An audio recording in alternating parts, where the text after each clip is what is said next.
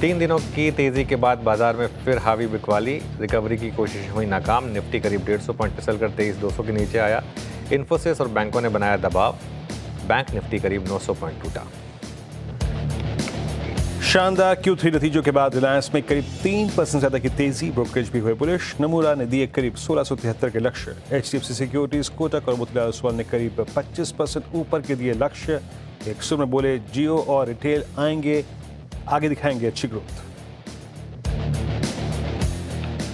Growth की commentary को लेकर बाजार निराश। इन्फोसिस का शेयर 5% से ज़्यादा टूटा और बना निफ्टी का टॉप लूजर। हालांकि कंपनी के Q3 नतीजे रहे थे अनुमान के मुताबिक। LTI माइंट्री भी रिजल्ट के बाद 2% फिसला। कमजोर नतीजों के बाद एक्सिस बैंक 13 महीने के निचले स्तरों पर पहुंचा, करीब 5% फिसला। बैंक के डिपॉजिट्स और लोन ग्रोथ करीब 15 तिमाहियों के सबसे निचले स्तरों पर। नेट इंटरेस्ट मार्जिन और एसेट क्वालिटी पर दबाव। कल आएंगे कोटक महिंद्रा बैंक के तीसरी तिमाही के नतीजे। 12% बढ़ सकता है बैंक का मुनाफा। ब्याज से कमाई में 9% की बढ़त संभव। बैंक की एसेट क्वालिटी पर रहेगी नजर। और भारत मोबिलिटी ग्लोबल एक्सपो का आगाज। मारुति ने अपनी पहली EV Vitara से उठाया पर्दा। सिंगल चार्ज में चलेगी करीब 500 किलोमीटर से ज्यादा। थोड़ी देर में हुंडई क्रेटा EV होगी लॉन्च।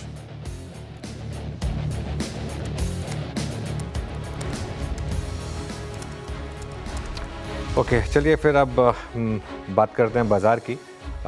फ्राइडे लास्ट का हफ्ते का 1.5 घंटा आपके सामने और मार्केट का मूड माहौल एक ख़राब है, लेकिन एक क्रूशल लेवल को निफ्टी होल्ड भी कर रहा है। कुछ देर में मैं डिटेल में बताऊंगा वो जो लेवल स्पेसिफिक अप्रोच है। लेकिन हुआ क्या है आज बेसिकली, कमज़ोर या तो आप नतीजे कहिए या कमेंट्री कहिए, जो भी कहिए, उसने मार्केट को फिर एक बार डराया है और वो जो Q2 का डर था वो वापस लौटा है। इन्फोसिस और एक्सिस बैंक बेसिकली सेंटिमेंट इन्होंने ख़राब किया। हालांकि एक चीज़ माननी होगी कि दोनों के दोनों स्टॉक्स जहां खुले थे, जो पहले 15 मिनट के लो थे वहीं पर हैं। एक्सिस में तो लोअर लेवल से रिकवरी भी आई है, लेकिन अभी भी ये स्टॉक करीब 5% नीचे। तो ये दोनों स्टॉक्स इन्होंने काफ़ी प्रेशर बनाया। एक रिलायंस है जो बुल्स के लिए फाइट कर रहा है, लेकिन रिलायंस भी थोड़ा ऊपरी लेवल से हल्का हुआ, लेकिन फिर भी अब वापस कोशिश कर रहा है उन लेवल्स की तरफ बढ़ने की। तो रिलायंस ने अच्छी शानदार तेज़ी दिखाई, करीब 3%। हाँ, अगर रिलायंस ना होता तो आज मार्केट ने शायद उन लोज को तोड़ दिया होता। तो thank God for Reliance, for the bulls. बाकी देखते हैं। बैंक निफ्टी में बहुत ज़बरदस्त प्रेशर है। सबसे इंपॉर्टेंट चीज़ है बैंक निफ्टी का प्रेशर, क्योंकि इसी इंडेक्स ने सबसे ज़्यादा आज फिर डराया मार्केट को। और लगातार इस प्लेटफॉर्म पर बात हुई है कि बैंक निफ्टी में किसी भी दिन को ट्रेंड ना समझें आप, क्योंकि bank Nifty completely dominated by जो बिग प्लेयर्स। मिड कैप और ठीक ठाक हैं। एक्सिस से गिरावट की शुरुआत जरूर हुई, लेकिन अब बैंकों को डर है कि कहीं ये दूसरे बैंकों में तो पर्कुलेट नहीं करेगी। खासतौर से जिस तरीके से ICICI बैंक पर आज प्रेशर हुआ, HDFC बैंक, कोटक, सभी के सभी बैंकों में ये एक डर है, क्योंकि इंक्रीमेंटल वीकनेस बैंक निफ्टी में एक्सिस की वजह से नहीं आई, बाकी बैंकों की वजह से आई है। थोड़ी मिड कैप में आउट परफॉर्मेंस है, लेकिन देखते हैं वो कब तक टिकेगी। Veeru Shreya, good afternoon. Good afternoon sir. बिल्कुल, आज लगातार 3 दिन की रौनक पर ब्रेक लग गया है बाजार में। इनफैक्ट बैंक निफ्टी पे ज़्यादा पेन देखने को मिल रहा है। आप जैसा कि कह रहे थे, कोटक, ICICI, HDFC बैंक जैसे हैवी वेट आज ड्रैग कर रहे हैं बाजार को। लेकिन सर सवाल ये कि क्या ट्रेंड वापस घूम गया है और अब क्या लग रहा है बाजार में, शॉर्ट करना चाहिए? बहुत सही सवाल है। देखिए, इसका जवाब अभी नहीं है मेरे पास, लेकिन मैं इसका एक आपको, जैसे कहते हैं ना, हम प्रोग्रामिंग करते हैं तो एक व्हाट इफ एनालिसिस करते हैं, उसमें जवाब देता हूँ। 23,050 से लेके 23,150 का जोन क्या है? ये बेसिकली जो हमने अभी रिसेंट लोज लगाए थे, ये वो जोन है। 23,050, 23,135 और 23,152 के करीब ये जोन है बेसिकली। तो इन्हें बचाना बेसिकली ज़रूरी है। अगर ये बचेंगे तो मेरे ख्याल से एक आप कह सकते हैं कि चलिए ठीक है, फिर मार्केट ने एक बुलेट को डॉज किया। एक चीज़ आप समझिए कि बड़ा ट्रेंड क्या था। हमने बार बार बात की थी कि बड़ा ट्रेंड इस समय डाउन साइड का है, ये छोटा ट्रेंड है। शायद ये बात हुई थी कि छोटा ट्रेंड या तो 10 डेमा पे रुकेगा या 20 डेमा पे रुकेगा, लेकिन अगर रुका तो वहाँ से मार्केट वापस प्रीवियस ट्रेंड की तरफ आएगा। तो बड़ा ट्रेंड हमेशा छोटे ट्रेंड को पीछे छोड़ के आगे बढ़ेगा। ये मेरा एक व्यू रहा है कि ये मार्केट ना सिर्फ इन लोज को तोड़ेगा बल्कि और भी आगे के लोज बनाएगा। वो इसी स्विंग में करे या इस बार बचा ले फिर आगे करे, ये बात की बात है। बड़ा ट्रेंड मार्केट का नीचे का है, गिरावट का है। और अगर 23,050 टूटा तो 22,000 का भी रास्ता खुलेगा। लेकिन क्योंकि आपका सवाल ये था कि क्या बड़ा ट्रेंड क्या ट्रेंड वापस घूम गया और कोई शॉर्ट कप करके पैसा बनेगा, आज इंटरडे में शॉर्ट करके पैसा ज़रूर बना है। लेकिन अगेन दिक्कत क्या है, ये जो जोन है 23,050 से 23,300 के बीच का जोन, जो पिछली बार भी हमारी बात हुई थी कि ये जोन शॉर्ट वाला नहीं है। या तो आपको 23,350 पे शॉर्ट करने को मौका मिलता है, या फिर आप 23,050 को ब्रेक कर दें तब शॉर्ट करने का मौका मिलता है। अभी ये नो ट्रेड जोन है, लेकिन एक बार फिर रिपीट कर रहा हूँ, 23,050 से 23,150 का जो जोन है, ये जोन इंपॉर्टेंट है। इसको बेसिकली आपको बचाना होगा। सबसे इंपॉर्टेंट ये है वो जो सबसे इंपॉर्टेंट चीज़ है। अब आइए बैंक निफ्टी पर। देखिए बैंक निफ्टी जो है ना, ये मैं बार बार एक चीज़ कह रहा हूँ, इसमें कोई भी लेवल देना एक तरीके से बेमानी है। क्यों? क्योंकि अब आज बताइए कौन सा लेवल काम करा होगा। कल सब कुछ लॉन्ग हो होंगे बैंक निफ्टी में, कल और परसों की बड़ी रैली के बाद। लेकिन दिक्कत क्या नहीं, यहाँ पे एक या दो स्टॉक्स घूमते हैं और बस बैंक निफ्टी फिर उस तरीके से पूरा का पूरा उसका वो जैसे कहते हैं ना, सेंटिमेंट पूरा चेंज हो जाता है। पिछले 2 दिन से सबसे स्ट्रॉन्ग इंडेक्स था ये, और आज सबसे वीक हो गया। एक दिन लगा इसको पूरा वीक होने में। और ये इंडेक्स जो है ना, ये ट्रेडर्स का सबसे बड़ा सत्यानाश करने वाला इंडेक्स है। इसने जितना बेड़ा गर्क ट्रेडर्स का बैंक निफ्टी ने किया है, शायद ही किसी और ने किया हो। पिछले आप 2-3 महीने का ट्रेंड उठा के देख लीजिए, इतनी बार इसने फंसाया दोनों साइड पर ट्रेडर्स को। तो इस इंडेक्स को कुछ टाइम के लिए छोड़ दें। जब कोई चीज़ में ट्रेंड क्लियर ना हो, उसको छोड़ दें। क्यों? अब एक व्यू ये होता है कि आप शॉर्ट करके पैसा बनाइए, शॉर्ट करके आप पैसा बना सकते हैं, लेकिन बीच बीच में एक बार के लिए आपने जो 2 दिन में देखा 1500-1600 पॉइंट की रैली भी आ गई, उस रैली में कोई ट्रेडर नहीं बचेगा, कोई स्टॉप लॉस लगा ही नहीं पाएगा इतना बड़ा 1500-1600 पॉइंट का। तो इसके लिए इस इंडेक्स को थोड़ा छोड़ दें। बीरू के पास चलते हैं। Biru, good afternoon. Stock specific action I am sure काफ़ी होगा आज। हाँ श्योरली अनुज, काफ़ी है। गुड आफ्टरनून अनुज। और बैंक्स प्रेशर में है। मैं मतलब आप समझिए 10:30 से लेकर अगर आप 2 बजे तक की ओआई समरी को देखें तो आपको सबसे गंभीर और प्राइस डैमेज नज़र आएगा, वो है बैंकों में। मैं शुरुआत करूंगा यहाँ पे शॉर्ट साइड यानी वीकनेस वाले। देखिए एक्सिस बैंक आज गिरा, पर आप उसका इम्पैक्ट देखिए आईसीआईसीआई बैंक पे। आईसीआईसीआई बैंक इस वक्त करीब 2.5% नीचे है। और ओआई शॉर्ट साइड पे बिल्डअप के साथ साथ एक और चीज़ है अनुज, यहाँ शॉर्ट टर्म एवरेजेस को भी कॉल राइटर्स यूज़ कर रहे हैं। मैं आपको दिखाता हूँ। जस्ट फॉर इंस्टेंस प्लीज़ 1240, 1260 जो भी कॉल हो जरा फायर कर दीजिएगा। शॉर्टेस्ट मूविंग एवरेज 10 डेमा आज इसका हाई रहा, कल भी इसका हाई था। इनफैक्ट बीते आप समझ लीजिएगा कि 31 दिसंबर यानी इस पूरी जनवरी में आईसीआईसीआई बैंक ने even the shortest moving average 10-20 को पार नहीं किया, 10 को पार नहीं किया इवन। और अब हम लो को तोड़ रहे हैं, यानी 13 जनवरी के स्विंग लो को। और आप देखिए call writing, open interest 11 lakh पहुंच गया है। प्रीमियम डाउन कितना है? 35%। तो शॉर्टेस्ट मूविंग एवरेज पे कॉल राइटिंग हो रही है। बैंक्स में सीरियस सप्लाई है। और उसके बाद मैं आपकी स्क्रीन पे लेके आऊँगा, जरा प्लीज़ एक बार रखिएगा। एक आईसीआईसीआई बैंक का जिक्र कर दिया मैंने, उसके बाद एक्सिस बैंक लेके आइए। डे लो पर 992 पर काफ़ी शॉर्टिंग, जरा प्लीज़ ओआई दिखाइए एक बार। और कोई ड्यूरिंग द डे कवरिंग के निशान नहीं है। कहने का मतलब ये अनुज, पुरजोर तरीके से बैंकिंग में इस वक्त शॉर्टिंग होती हुई। और जहाँ तक कुछ लॉन्ग स्ट्रक्चर्स का सवाल है, वहाँ पे सिर्फ मैं डिसाइसिवली कह सकता हूँ कि कुछ एफएमसीजी काउंटर्स अच्छे लग रहे हैं। गोदरेज सीपी 3.5% ऊपर 50 डेमा के ऊपर ट्रेड करता हुआ। कुछ स्किप्स ऐसी थी एफएमसीजी में जो अच्छी थी, कल भी अच्छी थी। गोदरेज सीपी हो गया। आप कल के ब्रिटानिया को मूव को देखिए, ये डाबर के मूव को देखिए, कल बहुत स्ट्रॉन्ग था। तो एफएमसीजी में हमें एक दो स्ट्रॉन्ग पॉकेट मिल रहे हैं। लेकिन आज की जब हम क्लोजिंग बेसिस पर अनुज बैंक निफ्टी की समरी देखेंगे बैंकिंग स्टॉक फ्यूचर्स की, तो वो आपको काफ़ी गंभीर नज़र आएगी अनुज। बिल्कुल, बैंकिंग में दिक्कत है काफ़ी। और यही फिर एक बड़ा सवाल है, और काफ़ी लोगों का ये सवाल भी होगा अनुज, कि अनुज, क्या अनुज, हाँ मैं एग्जैक्टली आपको जरा एक्सिस बैंक का इंटरडे ओआई दिखा रहा था। ये जो ओआई है, मैं एक आधार रख रहा था अपने प्रश्न को लेकर। जिस प्रकार के वाइल्ड बिल्डअप हैं, आप आईसीआईसीआई बैंक का देखिए, आप एक्सिस बैंक का देखिए, आप एचडीएफसी बैंक का देखिए अनुज, ये इवन 200 डेमा के नीचे आ रहे हैं। ये बाजार की चिंता क्या है एग्जैक्टली? अब थोड़ा पैनिक में है बाजार बैंक्स को लेकर क्या?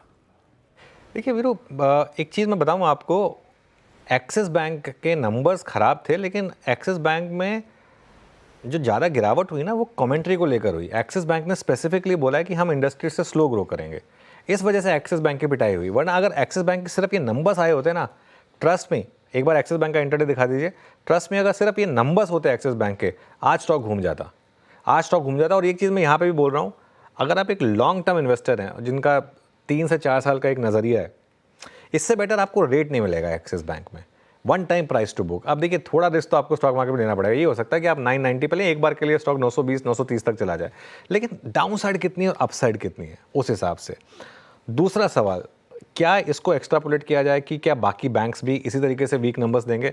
देखिए HDFC बैंक तो पहले ही बता चुका है कि वो वीक नंबर देगा, हमसे तो एक्सपेक्ट मत करिए, HDFC बैंक पहले ही बोल चुका है। और वो HDFC बैंक के केस में मार्केट प्राइसिंग भी कर चुका है, क्योंकि यही स्टॉक 2 हफ्ते पहले 1750 को हुआ करता था, जो 1750 से 1635 पर आ चुका है। तो काफ़ी हद तक शायद HDFC बैंक के 1800 से एक्चुअली ऑलरेडी यहाँ तक आ चुका है। आई थिंक दिक्कत मार्केट की होगी ICICI बैंक, क्योंकि ये एक बैंक है जो अब तक, अगर आप पिछले 2-3 साल का चार्ट देखें, कंटिन्यूसली एक बुल मार्केट में रहा है ICICI बैंक। इसने सारे बैंकों को सारे टाइम फ्रेम पे आउट परफॉर्म किया है। ये देखिए, ये चार्ट है ICICI बैंक का, बीच बीच में इसमें भी छोटी मोटी गिरावटें आई हैं, लेकिन इसने कभी पैसा तोड़ा नहीं है, ना ट्रेडर्स का ना इन्वेस्टर्स का। आई थिंक अब मार्केट का रिस्क इस स्टॉक को लेकर है, क्योंकि पहली बार इतने लंबे समय के बाद ICICI बैंक ने गिरना शुरू कर दिया है। और ICICI बैंक ने पहली बार इस पूरे 2-3 साल के पीरियड में 200 डे मूविंग एवरेज को रिविजिट करना शुरू कर दिया, जो इसने पिछले 3 साल में नहीं किया है। तो आई थिंक मोर देन पूरा का पूरा पैक, देखिए कोटक का मामला अलग होता है, कोटक में काफ़ी चीज़ें हैं, उनको वो RBI से क्लियरेंस मिलेगा या नहीं मिलेगा उसके ऊपर काफ़ी कुछ डिपेंड करेगा। लेकिन इन एक्सिस के नंबर्स को लेकर मार्केट थोड़ा एक्स्ट्रापोलेट कर रहा है ICICI बैंक के नंबर्स को लेकर। अगर ICICI बैंक ने अच्छे नंबर्स दे दिए और अगर कमेंट्री अच्छी दे दी, तो मेरे ख्याल से वो फिर शायद मूड माहौल सुधार भी दे। लेकिन अभी के लिए ना थोड़ा सा एक्सिस बैंक की कमेंट्री ने थोड़ा मार्केट को परेशान किया, प्लस FI की सेलिंग जो होती है वो नॉर्मली सबसे पहले इन बड़े बैंकों में आती है, जो हम बार बार डिस्कस कर चुके हैं। चलिए अब ट्रेंडिंग स्टॉक्स और इस कार्यक्रम के शो फ्लो की बात करते हैं। श्रेया के पास चलते हैं। Shreya, good afternoon. Good afternoon sir. देखिए जिस तरीके से बाजार पर बिकवाली हावी है आज, तो शुरुआत करते हैं मंदी के काउंटर्स के साथ। कहां कहां गिरावट देखने को मिल रही है आपके स्क्रीन पर इस वक्त आता हुआ। देखिए इन्फोसिस रिजल्ट के बाद गिरता हुआ 5.5% से ज़्यादा, मैनेजमेंट की कमेंट्री वीक लगी तो बाजार ने इसको नकार दिया। एक्सिस बैंक रिजल्ट के बाद इस पर भी गिरावट हावी और 4.5% से ज़्यादा गिरकर कामकाज करता हुआ। श्रीराम फाइनेंशियल भी देखिए इसमें भी गिरावट हावी होती हुई 3.5% से ज़्यादा। इनफैक्ट कोटक महिंद्रा बैंक भी इस लिस्ट में शामिल है, 3% के करीब गिरता हुआ। पूरा बैंकिंग और फाइनेंस पर ही डेंट पड़ता नजर आया आज के सत्र में। देखिए मिड कैप से कल्याण ज्वेलर्स फिर से आज ये 6% की गिरावट झेल रहा है। PB फिनटेक भी गिरकर कामकाज करता हुआ 5.5% के करीब। वरुण बेवरेजेस में देखिए 4% का डेंट पड़ा है। मैक्स हेल्थ केयर से भी नहीं हो पाया, 2.25% के करीब गिरकर कामकाज करता हुआ। लेकिन कुछ काउंटर्स जहां पर थोड़ी तेजी देखने को मिल रही है खरीदारी, रिलायंस ने बाजार को संभालने की कोशिश की है और 3% से ज़्यादा चढ़कर कामकाज कर रहा है। देखिए BPSL भी आपके स्क्रीन पर इस वक्त 3.25% के करीब तेजी। टाटा कंज्यूमर्स में भी खरीदारी 2.25% के करीब और BEL भी आज चढ़कर कामकाज कर रहा है। PSU स्टॉक्स में आज देखेंगे आप तो तेजी बनती नजर आ रही है। हिंदुस्तान कॉपर उसमें से एक और काउंटर तेजी के काउंटर्स में शामिल, 5.5% की तेजी यहाँ पे। हिंदुस्तान एरोनॉटिक्स में भी खरीदारी 5% से ज़्यादा। लोधा भी चढ़ गया 4% से ज़्यादा और IRB इंफ्रा में भी खरीदारी देखने को मिल रही है 4% से ज़्यादा, इनफैक्ट 4.5%। अब चलते हैं शो फ्लो की तरफ और आज हमारे साथ जुड़े हुए हैं फंडामेंटल राय देने के लिए हमारे साथ हैं चोला सिक्योरिटीज़ के धर्मेश खान जी। टेक्निकल कॉल्स लेंगे हम प्रकाश गाबा सर से, राजेश सातपुते, आशीष बहेती, रचना वैद्य, कविता और स्नेहा सेठ से। इसके अलावा एक्सिस बैंक के नतीजों से बैंकिंग सेक्टर के लिए क्या संकेत मिल रहे हैं, इस पर मिरर एसेट शेयर खान के सीनियर एनालिस्ट राहुल मलानी से चर्चा करेंगे। 2:25 पर सुदर्शन बताएंगे BPSL में क्यों है आज तेजी। 2:30 बजे इनफैक्ट कल और सोमवार को आने वाले नतीजों पर फोकस होगा। कंचन बताएंगी कैसे रह सकते हैं कोटक बैंक के नतीजे। मिताली बताएंगे जोमेटो और डिक्सन के नतीजों का अनुमान। 2:40 पर दीपाली देंगे दिल्ली के ऑटो एक्सपो में आज के धमाकेदार लॉन्च के बारे में। 2:55 पर मार्केट बिग वॉइस में हमारे साथ होंगे कैपिटल माइंड के फाउंडर एंड CEO दीपक शनॉय। 3:03 बताएंगे डीलिंग रूम चेक और 3:10 पर अनुसर से लेंगे स्ट्रैटेजी। इसके अलावा 3:15 पर लेंगे BTST STBT कॉल और 3:20 पर कंचन बताएंगी फ्लेवर्ड बियर के साथ क्या है नया एक्शन। ओके, चलिए फ्राइडे फ्लेवर है आज हमारे शो में और थोड़ा सा वीरू भी अपनी फेवरेट फिल्म्स के बारे में बताएंगे, तो जुड़े रहिए हमारे साथ। वीरू ने कुछ पोस्टर निकाले हैं तो उनकी बात करेंगे हम, लेकिन वो थोड़ी देर में वीरू है ना अभी। हाँ नहीं, मैंने कहा था, डॉक्टर साहब ने मना कर दिया। क्यों? चक्कर ये है ना, आज राजेश जी नहीं है और उन्होंने एक और विषय डायरेक्टर साहब में चुना हुआ है आज, जिस पे मेरे ख्याल से आप ज़्यादा प्रकाश डालेंगे, यकीन मानिए। हाँ नहीं लेकिन कोई नहीं, राजेश जी नहीं है तो हम आपस में डिस्कस कर सकते हैं, ऐसा कुछ नहीं है। आप व्यू दे दीजिएगा, कोई टेंशन नहीं है, हम इंक्लूड करा लेंगे उसको, ठीक है, आउट ऑफ सिलेबस। चलिए अब आगे बढ़ते हैं और पैनल के पास चलते हैं। गुड आफ्टरनून गाबा सर, बहुत टफ मार्केट, क्या ट्रेड लें? बिल्कुल बहुत टफ मार्केट है, इसलिए मैंने स्टॉक चुना है, वो है बाउंस बैक कैंडिडेट है नेशनल एल्यूमिनियम। काफी गिरावट हुई है, 3-4 दिन से एक रेसिलियंस देख रहे हैं, इसलिए मैंने चुना है। ट्रेड करे 203.70 रुपए, स्टॉप हो गया 202 रुपए, मतलब ₹1.70 का स्टॉप है। अपसाइड टारगेट 208 के नजर आते हैं। National aluminium bounce back candidate. Okay, NALCO. अच्छा, एक बात है, मेटल्स में आज सुबह से ही 10:30 के बाद से अच्छी लॉन्ग बिल्डअप है। आज की आईओएस उनके देखना आप तो वाकई टाटा स्टील, सेल, नाल्को सब में स्ट्रॉन्ग मूव था। स्नेहा, गुड आफ्टरनून, आपका ट्रेड इस वक्त का? Very good afternoon. अगर आप देखें जो काउंटर में मुझे अच्छा लग रहा है दैट इज सेल साइड पर श्रीराम फाइनेंस। अगर आप ये काउंटर देखें तो नियरली 3.5% से ज्यादा नीचे है काउंटर। कंटिन्यूसली अगर आप देखें तो एक थोड़ा सेलिंग प्रेशर है, थोड़ा कंसोलिडेट किया है। मुझे लग रहा है कि जो रिसेंटली सपोर्ट ले रहा है अराउंड 518 वो ब्रीच होने के चांसेस है। तो आई वुड सजेस्ट कि यहाँ पर एक स्ट्रिक्ट स्टॉप लॉस अराउंड 547 का मेंटेन करके सेल किया जा सकता है फॉर द टारगेट ऑफ 497। ठीक है, श्रीराम फाइनेंस सेल साइड के ट्रेड, इनफैक्ट पूरे बैंकिंग फाइनेंस पर आज दबाव देखने को मिल रहा है। धर्मेश जी गुड आफ्टरनून, आप क्या पिक कर रहे हैं, सेल साइड के ट्रेड या बाई साइड के ट्रेड? या गुड आफ्टरनून। देखिए, बाई साइड का ही पिक रहेगा इस गिरावट में, और जहां थोड़ा सा रिलेटिव स्ट्रेंथ दिख रहा है वहां ध्यान लगाना चाहिए। मुझे लगता है पब्लिक सेक्टर बैंकिंग स्पेस काफ़ी रिलेटिवली पॉजिटिव दिख रही है, और वहां पे बैंक ऑफ इंडिया सेलेक्ट किया मैंने। रीज़न ये है कि इसके जो क्वार्टरली अपडेट्स थे Q2 और Q1 दोनों के काफ़ी स्ट्रॉन्ग थे, और इस बार भी जो बिजनेस अपडेट आया Q3 का वो भी काफ़ी अच्छा आया। 15% के आसपास एडवांसेस का ग्रोथ है, 12.5% का डिपॉजिट ग्रोथ है, और क्वार्टर ऑन क्वार्टर भी देखें तो 4.5% 2.5% का। मेरा ये मानना है कि इनकी एसेट क्वालिटी भी स्टेबल रहेगी और निम्स भी इंटैक्ट रहेंगे। तो ऐसे माहौल में जहाँ प्राइवेट सेक्टर बैंक में काफ़ी निराशाजनक नतीजे आ रहे हैं, वहाँ पर एक पॉजिटिविटी रहेगी। और एक चीज़ जो प्ले आउट नहीं हुआ है इस पूरे पिछले 4-6 महीने में, वो है कि अच्छे नतीजे के बावजूद पब्लिक सेक्टर बैंक्स में तेज़ी देखने को नहीं मिली है। तो मुझे लगता है कि इस बार जब ये नतीजे रोल आउट होंगे तो वहाँ पर तेज़ी देखने को मिलेगी। तो बैंक ऑफ इंडिया पर बाई करने की सलाह रहेगी।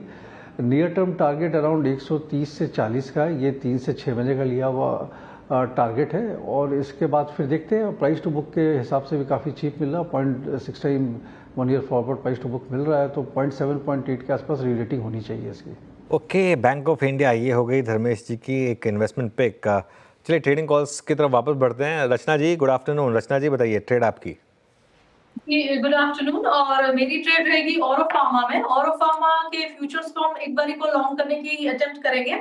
1170 पे करीब है फ्यूचर्स, और 1160 का ऐसे लगा के हम इस पे 1190 और 1200 का टारगेट लगाएंगे। Okay, Aurobindo pharma. Rajesh Satpute ji good afternoon, आपका trade? Good afternoon Viren, and good afternoon everyone. Viren, थोड़ा कॉन्ट्रैक्ट ट्रेड सेटअप ही अच्छा लग रहा है, वो है Asian Paints. According to contra इसका जो प्रोजेक्शन बनता है वो कम से कम रहेगा 2320 का, 2320 से लेके 2350। तो करंट लेवल से मुझे लगता है एशियन पेंट में एक मूव मिल रहा है, आप रिलीफ रैली कह सकते हैं।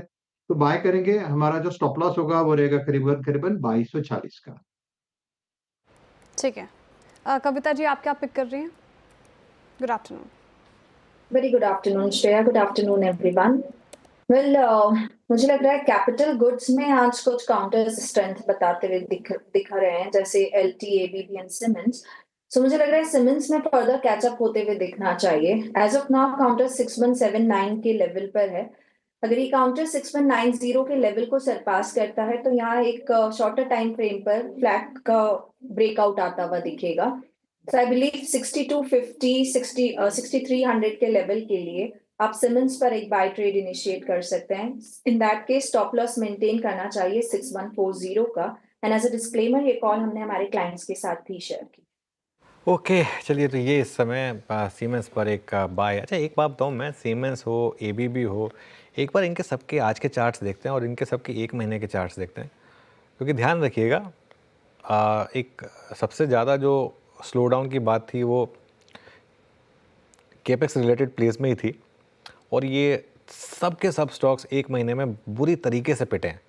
तो सीमेंस हो चाहे एबीबी हो, क्या मार्केट की, धर्मेश जी गुड आफ्टरनून, क्या एक सेंस बन रही है मार्केट की कि यहाँ पर इस समय कैपिटल गुड्स में रिस्क रिवॉर्ड बहुत फेवरेबल हुआ है? क्योंकि सारे के सारे स्टॉक्स, जैसा मैं कह रहा हूँ, इस एक महीने में, पिछले एक महीने में 15 से 20% गिरे, इंडेक्स ही 10% गिर गया है। या गुड आफ्टरनून अनुज, देखिए प्राइस पॉइंट ऑफ व्यू से जरूर फेवरेबल लग रहा है, काफ़ी अच्छा करेक्शन हो रखा है, बट अगर वैल्यूएशन के हिसाब से देखें तो अभी भी उतना फेवरेबल नहीं हुआ है। अब ये जरूर आर्ग्यू किया सकता है कि हिस्टोरिकली इनके वैल्यूएशन मल्टीपल्स काफ़ी स्ट्रॉन्ग रहते हैं, बट अनुज जो प्रॉब्लम मुझे दिख रहा है मार्केट में वो है कि कंजम्पशन में definitely there is a slow down.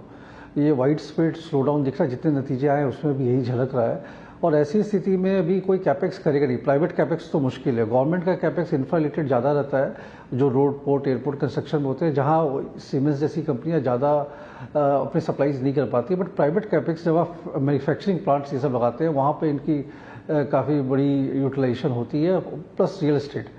तो ओवरऑल मुझे लगता है थोड़ा ये और गिरने देने से 5-7% का और करेक्शन होता है तो वहाँ पर जरूर बॉटम फिशिंग करना चाहिए, जो हिस्टोरिकल प्राइस ट्रेंड रहा है उस हिसाब से। कंपनियां सारी अच्छी है, कंपनी में कोई प्रॉब्लम नहीं है, और वैल्यूएशन तो हमेशा से महंगा ही रहा है, तो वो चलता रहेगा। Okay, BSE capital good index वाकई आज थोड़ी बहुत कवरिंग है, बट सबसे ज़्यादा पिछले 3 महीने में जो प्राइस डैमेज हुआ है वो इसी स्पेस में हुआ है।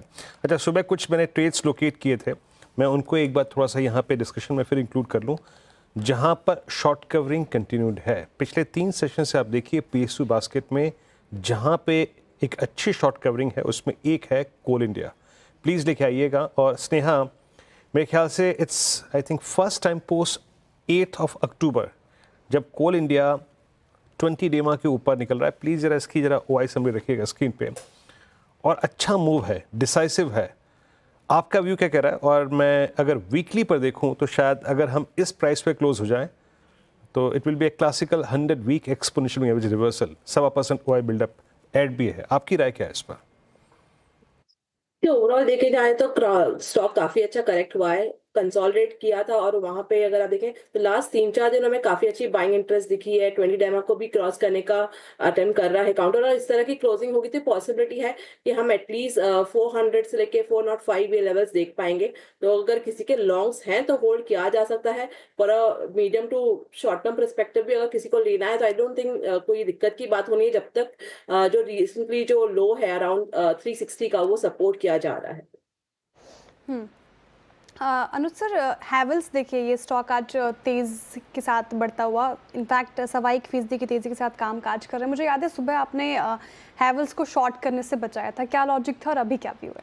नहीं, बिल्कुल। देखिए श्रेया, इसमें लॉजिक बहुत सिंपल था कि इसमें अगर आप शॉर्ट करेंगे तो फंसेंगे, और एक बार के लिए तो ये शॉर्ट को पनिश करेगा, बल्कि मार्केट में एक पोजीशनिंग बहुत कुछ मैटर करती है। और एक व्यू था मेरा कि लोअर लेवल से इसमें आपको रिकवरी देखने को मिलेगी। इंटरडे में तो ये रिकवरी होकर 1600 तक गया था करीब, और काफ़ी सपोर्ट लेवल पर भी था। द रीज़न मैं इसको बताना चाहता हूँ कि आप अगली बार भी कभी नंबर्स देखेंगे ना तो पोजीशनिंग देख लीजिए। इसलिए मैं कह रहा था इवन एक्सिस में भी मेरा व्यू यही था कि शायद लोअर लेवल से रिकवरी आती, और वो आ भी जाती प्रोवाइडेड उनकी कमेंट्री थोड़ी सी बेटर होती। तो क्योंकि कमेंट्री भी वीक थी इसके लिए, हालांकि ये भी रिकवर हुआ है डे लो से, लेकिन फिर भी चलिए इसमें मान लेते हैं कि वो नहीं हुआ। लेकिन हैवेल्स में इस वजह से मैंने एक व्यू लिया था। धर्मेश जी, हैवेल्स है क्या आपके पोर्टफोलियो में, क्या व्यू होगा? हेलो जी, न्यूट्रल व्यू है, बिकॉज सिंपल सा एक रीज़न है कि मुझे लगता है कि इनके जो ऑपरेटिंग मार्जिन्स हैं उसमें प्रेशर बने रहेंगे। कॉपर प्राइसेस इंटरनेशनल मार्केट में अभी भी वापस तेज़ी की तरफ बढ़ रहा है, तो मुझे नहीं लगता कि कमोडिटी में वीकनेस आने वाला है। सो इनपुट प्राइसेस के जो प्रेशर है वो मेंटेन नहीं किया, इनको प्राइस रिवाइज करना पड़ेगा। ये हैवेल्स के नहीं, ये आप देखना, बाकी जो है उन सबके साथ भी ये प्रॉब्लम आएगा, चाहे वो KI इंडस्ट्रीज हो, पॉलीकेब, जब उनके नतीजे आएंगे वहाँ पर भी, जहाँ पर वायर सेगमेंट का बिजनेस है वहाँ पर इक्वली इम्पैक्टेड रहेगा। और इनके साथ तो फिर इलेक्ट्रिकल इक्विपमेंट भी है, फैंस लाइटिंग भी करती हैं, तो ये एक बेसिक स्ट्रक्चरल प्रॉब्लम है। यहाँ पर खाली डिस्टिंक्शन ये है कि बिजनेस को लेकर मुझे चिंता नहीं आ रही है कि इनके बिजनेस ग्रोथ में आने वाले FY 26 से इम्प्रूवमेंट आ जाएगी, बट इनपुट प्राइसेस का एक प्रेशर है, तो रीएडजस्टमेंट चल रहा है। थोड़ा वेट कर ले, एक बार अभी ये ट्रेडिंग बाउंसेस एक बार निकल जाने दें और एक बार बजट निकलने दें, उसके बाद फिर एक रीजनड कॉल इस पर लिया जा सकता है इन्वेस्टमेंट बाई के लिए। इस पर नज़र जरूर है बाई करने के लिहाज से। ओके चलिए अब बात करते हैं बैंकों की। बैंकों ने ही आज बाजार पर दबाव बनाया है। इसका बड़ा कारण है एक्सिस बैंक। एक्सिस बैंक के नंबर्स और मोर इम्पोर्टेंटली कमेंट्री शायद मार्केट को पसंद नहीं आई। हमारे साथ मेरा एसेट शेर खान के सीनियर एनालिस्ट राहुल मलानी जुड़े हैं। राहुल जी गुड आफ्टरनून ना। तो क्या तंग कर रहा है मार्केट को, क्योंकि ठीक है नंबर्स वीक थे, कमेंट्री भी थोड़ी वीक थी, लेकिन दूसरी तरफ वैल्यूएशन है 1 times almost price to book. आपका क्या व्यू होगा एक्सिस पर? Good afternoon Anuj ji. तो सबसे पहले अगर बात की जाए एक्सिस बैंक की, तो ओवरऑल अगर आप देखेंगे तो इसमें तो जो बॉटम लाइन था वो सिर्फ ओपेक्स की वजह से इन लाइन आया था। बाकी सब मैट्रिक्स पे देखेंगे तो सेक्टोरल लेवल पे भी देखेंगे तो अंडर परफॉर्म किया है एक्सिस बैंक ने सारे की मैट्रिक्स पे। और अगर बात की जाए कि अगर स्ट्रेस जो देखा जा रहा है अनसिक्योर्ड सेगमेंट में है, तो वहाँ अगर उसको वो सेगमेंट को छोड़ दिया जाए तो दूसरे सेगमेंट में भी ग्रोथ सब पा रहे, दैट इज यानी आप देखेंगे तो सिस्टम लोन ग्रोथ और डिपॉजिट ग्रोथ 10-11% के आसपास है। तो उसके भी नीचे हमको 300-400 पॉइंट नीचे जो है लोन ग्रोथ आया, डिपॉजिट ग्रोथ और लोन ग्रोथ आया। तो ओवरऑल एक्सिस बैंक के केस में अभी एटलीस्ट नेक्स्ट 6 to 9 मंथ्स के लिए लोन ग्रोथ की विजिबिलिटी कम है, क्योंकि सीडी रेशियो एलिवेटेड है 93% पे। एसेट क्वालिटी के चैलेंजेस बने रहेंगे, अभी पीक आउट नहीं होने वाली है साइकिल, एटलीस्ट कमेंट्री से भी यही लगता है और अभी ब्यूरो डेटा से भी यही लगता है। तो ओवरऑल वैल्यूएशन भले ही सस्ते हैं, बट अगर आउटलुक चेंज नहीं होता है तो स्टॉक कंसोलिडेट ही करेगा विद नेगेटिव बायस। ओके अच्छा, आपने दो चीज़ों पे मतलब मेरे ख्याल से 2 से 3 क्वार्टर के लिए हमें वार्न कर दिया कि यहाँ से शायद एसेट क्वालिटी थोड़ी सी और ख़राब हो और डिसबर्समेंट्स तो स्लो रहेंगे ही। आपका एनआईएम्स पे आउटलुक क्या है आने वाले क्वार्टर्स में? अगर ये सारी के सारे स्लो डाउन हैं, अगले एक दो क्वार्टर तक परसिस्ट करेंगे, तो एनआईएम्स पे आपको क्या लग रहा है, कितना प्रेशर और आने की यहाँ से उम्मीद है अगले 2 क्वार्टर्स में? एनआईएम्स पे देखिए, एनआईएम्स अभी लास्ट 2 क्वार्टर्स लास्ट वाईओवाई बेसिस पे देखेंगे तो एक बड़ा कंप्रेशन आया है, क्योंकि लास्ट ईयर में देखेंगे तो जो डिसबर्समेंट में जो अनसिक्योर्ड का सेगमेंट था वो एक प्रपोर्शन बड़ा था। तो अब जैसे अनसिक्योर्ड में स्ट्रेस आ रहा है तो वहाँ लोन ग्रोथ डिग्रो हो रहा है, तो उसका एक इम्पैक्ट आपको देखने को मिलता है 4 से 5 बेसिस पॉइंट का। और उसके बाद अगर आप देखेंगे तो ओवरऑल कॉस्ट ऑफ फंड्स मोर और लेस सेम है, बट यील्ड्स पे प्रेशर दिखेगा, उसकी वजह से लगता है कि 5 से 10 बेसिस पॉइंट्स का और प्रेशर आ सकता है निम्स पे। ठीक है, गुड आफ्टरनून सर, श्रेया बात कर रही हूँ। मेरा सवाल आईसीआईसीआई बैंक को लेकर है। आईसीआईसीआई बैंक के नतीजे आने वाले हैं सर, क्या लगता है आपको कि वहाँ पे कोई माहौल सुधरता दिख सकता है? आईसीआईसीआई बैंक की बात करें तो मुझे लगता है कि सेक्टर में सबसे अच्छे नतीजे आईसीआईसीआई बैंक के रहेंगे। बट आप इस क्वार्टर में बात की जाए एसेट क्वालिटी पे तो एक नंबर फोकस रहेगा जो स्लिपेजेस का है। इस बार हमारे अनुमान के हिसाब से आईसीआईसीआई बैंक के भी स्लिपेजेस सीजनैलिटी की वजह से बढ़े हुए रहेंगे, क्योंकि आप अगर हिस्टोरिकल ट्रेंड देखें तो Q1 और Q3 में हमेशा आईसीआईसीआई बैंक के स्लिपेजेस बढ़े हुए रहते हैं, क्योंकि एग्री पोर्टफोलियो से बड़ा स्लिपेज नंबर आता है। रादर देन उसके अलावा हम लोग को कोई कंसर्न नहीं दिख रहा है आईसीआईसीआई बैंक में। लोन ग्रोथ 13-14% रहेगा ओवरऑल, और overall asset quality wise, loan growth wise और दूसरे कंसर्न्स हमको नहीं दिख रहे हैं आईसीआईसीआई बैंक में। अच्छा, एचडीएफसी बैंक का क्या मार्केट अब सब कुछ पचा चुका है या फिर अभी कुछ और पचाना बाकी है एक्चुअल नंबर्स में? एचडीएफसी बैंक 2 की ड्राइवर रहेंगे अनुज जी इसके लिए आने वाले क्वार्टर्स में भी। और अभी नंबर्स में तो मुझे नहीं लगता है कि कुछ ज़्यादा रिएक्ट करेगा मार्केट, क्योंकि ऑलरेडी मार्केट को डिपॉजिट नंबर्स पता है और मोर और लेस निम्स का भी एक अनुमान है कि स्टेबल रहेंगे। तो ये क्वार्टर को तो एक जैसा नॉन इवेंट ही रहेगा, क्योंकि ट्रांजिशन पीरियड चल रहा है। ओवर द 2 ईयर्स एक अच्छा रीरेटिंग देखने को मिल सकता है अगर डिपॉजिट ग्रोथ जो कांस्टेंट रेट पे बना हुआ है 15-16% के हिसाब से। तो जो अनुमानित था कि FY27 से they will grow about system growth, तो वो ऐसे सेंस है कि वो हमको सिनेरियो H2 ऑफ FY26 में बन सकता है। तो हमको लगता है कि 2 साल के अंतराल में अच्छा री-रेटिंग यहाँ से HDFC बैंक में बन सकता है। अच्छा री रेटिंग HDFC बैंक में। अच्छा राहुल, मैं आना चाहूँगा कि थोड़ा सा आप हमारे व्यूअर्स को एक सेंस देंगे कि आपकी एक्सपेक्टेशन इस बार PSU बैंक्स को लेकर क्या है, more specially on for SBI? Overall अगर PSU बैंक्स की बात की जाए तो इस क्वार्टर में थोड़ा अर्निंग प्रेशर में रहेगा, क्योंकि ट्रेजरी गेन्स इस क्वार्टर में नहीं रहेंगे, लोन ग्रोथ मॉडरेशन रहेगा, क्रेडिट कॉस्ट लोअर रहेगा, but overall private bank comparison में पीएसयू बैंक अच्छा परफॉर्म करेंगे। और सिर्फ एक ही पॉइंट है इसमें जो आप देखेंगे लास्ट 6 मंथ में पीएसयू बैंक ने अंडर परफॉर्म किया है, वो है अभी प्रोजेक्ट फाइनेंसिंग और ईसीएल गाइडलाइंस आ सकता है आरबीआई की तरफ से, तो वो एक प्रेशर पॉइंट रहेगा पीएसयू बैंक के लिए। ओके, चलिए फिर राहुल जी, बहुत बहुत शुक्रिया आज हमारे साथ जुड़ने के लिए। अच्छा लगा आपसे बात करके। तो ये कुछ सवाल अब बैंकों पर। अब इशू ये है कि इसमें करें क्या। अब गाबा सर, बैंकों में क्या करें? मतलब क्या अभी भी शॉर्ट बनता है इन लेवल्स पर, या फिर कोई कॉन्ट्रैक्ट बाय ट्रेड ले?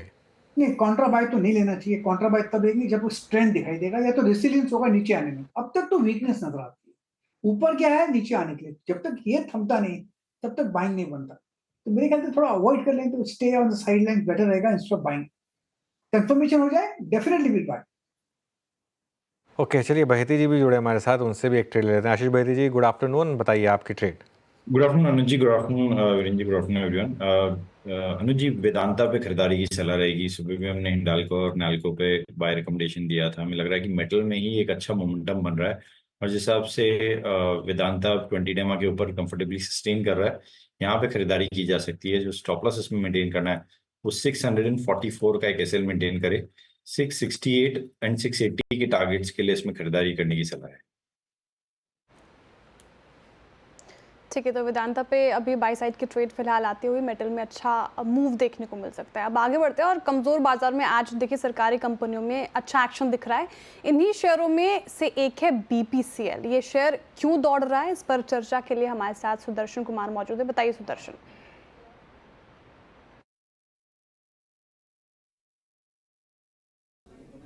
बीपीसीएल ने आज फाइनेंशियल क्लोजर अचीव किया है बीना रिफाइनरी के विस्तार के लिए।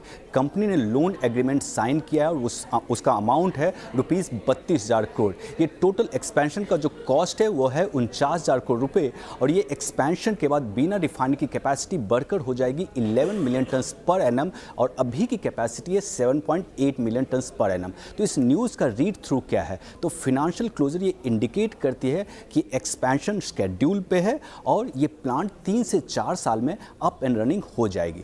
दूसरा न्यूज़ ये है कि 14 जनवरी को यूएसईआईए ने शॉर्ट टर्म आउटलुक रिलीज़ किया था ऑयल पे। उस आउटलुक के अनुसार 2025 में ब्रेंट क्रूड का भाव जो अभी $82 पर बैरल है, वहाँ से गिरकर $74 पर बैरल हो सकती है, और 2026 में और गिरावट देखने को मिल सकता है, और ब्रेंट क्रूड का भाव हो सकता है 2026 में $66 पर बैरल। ये दोनों अपडेट्स के कारण बीपीसीएल आज टॉप निफ्टी गेनर है। बिल्कुल, आज टॉप निफ्टी गेनर, अच्छी खासी तेज़ी देखने को मिल रही है बीपीसीएल में। धर्मेश जी, इस पूरे सेक्टर को लेकर आपकी राय क्या है? ओएमसीज में आप कैसे ट्रैक कर रहे हो ओएमसीज को? देखिए, यहाँ तक ओएमसीज का सवाल है, ये मोर और लेस ट्रेडिंग बेटर रहता है, और थोड़ा सिक्लिकल ऑयल के प्राइसेस के हिसाब से इसमें मूवमेंट आती रहती है। वैल्यूएशन के हिसाब से हमेशा से काफ़ी डीप वैल्यू इसमें रही है, ऑलमोस्ट हमेशा 5-6 के पी मल्टीपल पर चलते हैं, और रिटर्न ऑन इक्विटी भी काफ़ी स्ट्रॉन्ग रहे हैं। बट जो मार्केट का ट्रेंड है वहाँ पे थोड़ा वोलेटिलिटी काफ़ी ज़्यादा रहती है। अभी जो माहौल चल रहा है, मुझे लगता है यहाँ पे ओएमसीज में एक ट्रेडिंग बेट मीडियम टर्म के हिसाब से ज़रूर अपॉर्चुनिटी है। मेरा यह पर्सनल मानना है कि जो क्रूड ऑयल प्राइसेस हैं आने वाले 1-2 हफ्ते में कूल ऑफ होने चाहिए, वहाँ पे इसको इनका एडवांटेज भी मिलेगा। सो वहाँ पर टॉप पिकिंग ऑर्डर में बीपीसीएल और हिंद पेट्रो ये दो रहेंगे। बट अगर आपको डायरेक्टली खेलना है तो मेन स्ट्रीम में भी काफ़ी अच्छी अपॉर्चुनिटी है, जैसे कि ओएनजीसी एंड ऑयल इंडिया।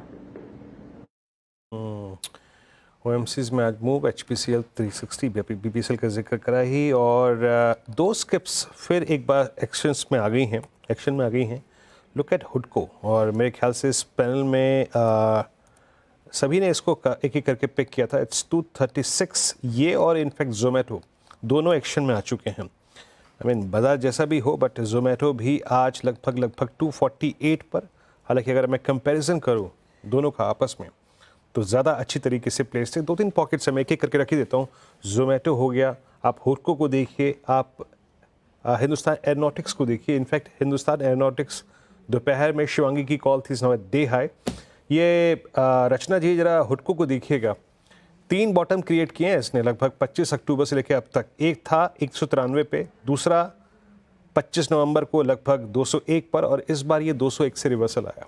आपका टेक हुडको पे, और अब ये सारे एवरेजेस के ऊपर है। जी, हुडको में डेफिनेटली 3-4 दिन से मोमेंटम बना हुआ है यहाँ पे, और लोअर लेवल से उसने हायर लोज और हायर हाईज बनाना 4 दिन से शुरू किया है। 234 के करीब है इसके फ्यूचर्स, ये ऊपर की साइड पे 238 एंड 240 तक जा सकते हैं, वहां पे एक बुकआउट के लिए लेवल बनेगा। हुडको 235.70 पे एक बार HL लेके आइए, HL, और ये भी स्क्रीन पे आ रहा है अभी आपकी स्क्रीन पे, और डे हाई की ट्रैजेक्टरी में ट्रेड करता हुआ 4128 पे ट्रेड कर रहा है। और दूसरी तरफ रखिएगा आप BEL। आशीष बहती जी, अगर थोड़ा सा सिर्फ आपकी इच्छा पुलबैक्स को खेलने की हो तो आप इन 2 स्क्रिप्ट्स को कैसे कंसिडर करेंगे? जी वीरेंद्र जी, दोनों में बहुत अच्छा मोमेंटम बन रहा है, HL इन BEL, और दोनों एक ओवरसोल्ड ट्रेजेक्टरी से बाउंस कर रहे हैं। तो यहाँ शॉर्ट्स जो है थोड़े से स्क्वीज होते हुए देखने मिल रहे हैं, और उनकी शॉर्ट कवरिंग के कारण ये मूव बनता हुआ देखने मिल रहा है। तो खरीदारी की सलाह है। HL में हमारी सलाह है कि ऑप्शन के थ्रू इसे ट्रेड करना चाहिए। 4150 का जो कॉल है 106 रुपए के करीब चल रहा है, इसमें पोजीशन बनाई जा सकती है। जो इसमें स्टॉप लॉस लगाना है वो 90 रुपए का एक एसएल लगाना है, और 140 के टारगेट के लिए इसमें खरीदारी करने की सलाह है। रिलेटिवली अगर BL की मैं बात करूँ तो ये सिर्फ अभी तक 2.5% मूव किया आज, और फर्स्ट टाइम अब इसने अपना जो सुपर ट्रेंड है उसे ब्रेकआउट दिया है। स्टॉक अपने 200 डेमा 20 डेमा दोनों के क्लस्टर को एक साथ निकालने का अटेम्प्ट कर रहा है। तो यहाँ खरीदारी की सलाह है बाय वे ऑफ फ्यूचर्स या कैश में। जो स्टॉप लॉस इसमें मेंटेन करना है कैश में, वो 275 का एक एसएल मेंटेन करे। ऊपर में हमें लगता है कि इसमें 295 तक का जोन देखने मिल सकता है।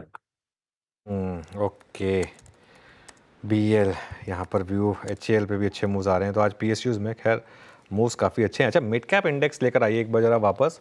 हम ऑलमोस्ट डे हाई पर जाने की तैयारी कर रहे हैं। अब मिड कैप में डे हाई पर तो नहीं है, लेकिन ऑलमोस्ट, जैसा मैंने कहा, अब सिर्फ 120-130 पॉइंट का फ़र्क रह गया है। और वापस अगर आप टॉप ट्रेडेड स्टॉक्स देखेंगे तो काफ़ी स्टॉक्स हैं जिसमें अब अच्छे खासे मोमेंटम आपको आते हुए दिखाई देंगे। और इन टर्म्स ऑफ गेनर्स की अगर बात की जाए, पिछले कुछ मिनटों में वोडाफोन आइडिया में अच्छे मूव्स हैं। इनफैक्ट वोडाफोन आइडिया के लिए ये महीना काफ़ी अच्छा रहा है, और ये हफ्ता इनफैक्ट काफ़ी अच्छा रहा है। अब 9 रुपये क्रॉस करता हुआ ये स्टॉक का। लेकिन दूसरी तरफ है कल्याण ज्वेलर्स। एक बार फिर लेकर आइए कल्याण ज्वेलर्स। धर्मेश जी, अब देखिए, जितने मुँह उतनी बातें, अब हम उसमें जाएंगे नहीं, लेकिन काफ़ी बज़ चल रहा है कि आखिर ऐसा हुआ क्या, लेट्स नॉट गेट देयर। लेकिन क्या करे एक इन्वेस्टर, क्या करे, क्योंकि बहुत पिक्यूलियर केस रहा है ये। 80 रुपये से 500 रुपये तक की रैली हुई थी, फिर 500 रुपये से 800 रुपये की रैली हुई थी, अब 800 से 500 पे तो आ गया है। अब क्या व्यू बनेगा यहाँ पर? देखिए अनुज जी, आई मीन नए इन्वेस्टर्स को तो मैं यही सलाह दूंगा कि इसको अवॉइड करें। अगर ज्वेलरी स्पेस खेलना है तो आपके पास बहुत सारे ऑप्शंस है कल्याण के अलावा, तो वहाँ पर आप निवेश कर सकते हैं। और जिन्होंने इसमें निवेश कर रखा है और अभी अटक गए हैं, तो उनको भी स्विच करने की सलाह रहेगी। कि अनुज, जब भी ऐसा देखा गया है कि इस तरीके से जब भी एक्टिविटीज़ या इवेंट्स देखने को मिलते हैं, specially on the corporate governance side, तो प्रॉब्लम रहती है, इतनी जल्दी ये निकल नहीं पाती है इन सब कंपनीज में। बिजनेस अलग चीज़ है, बिजनेस हो सकता है अभी भी काफ़ी अच्छा चल रहा हो। सो उस लिहाज से आई मीन जब ऑप्शन है तो फिर आप इसमें क्यों अटकोगे यार, आप दूसरे ऑप्शंस पे चले जाए ना। नहीं, बिल्कुल सही बात कही आपने। और ठीक है वीरू, मैं एक चीज़ ज़रूर ऐड करूँगा इसमें अब, क्योंकि ये तो हमेशा बाद में ही पता चलता है कि क्या हुआ था, क्या रीज़न था। लेकिन आई थिंक इसने साइन दे दिए थे आपको जब इसके अच्छे अपडेट आए थे, और उस दिन ये स्टॉक गिरा था। उसके बाद अगले दिन इसमें अपग्रेड आया था, मैनेजमेंट टीवी पर आया था एक चैनल पर, और उस दिन भी स्टॉक ऊपर खुलने के बाद नीचे आया था। आई थिंक मैं लोगों को एक चीज़ बोलता हूँ, एक रिटेल के लिए ना ये कुछ टेल साइंस होते हैं कि जब इस तरीके के मूव्स आने लगे ना, तो मतलब कुछ गड़बड़ है, और एक बार के लिए आप निकल जाइए उसमें से, और उसके बाद इसको फॉलो थ्रू होने दीजिए। और देखिए 800 वाला शेयर 500 रुपये कितनी तेज़ी से गिरा है, और बड़ा मतलब मेरे ख्याल से इस महीने का accident of the month easily, और शायद इस साल का अब तक तो खैर 16-17 दिन ही हुए हैं, लेकिन क्लियरली एक एक्सीडेंट रहा है इस बार का।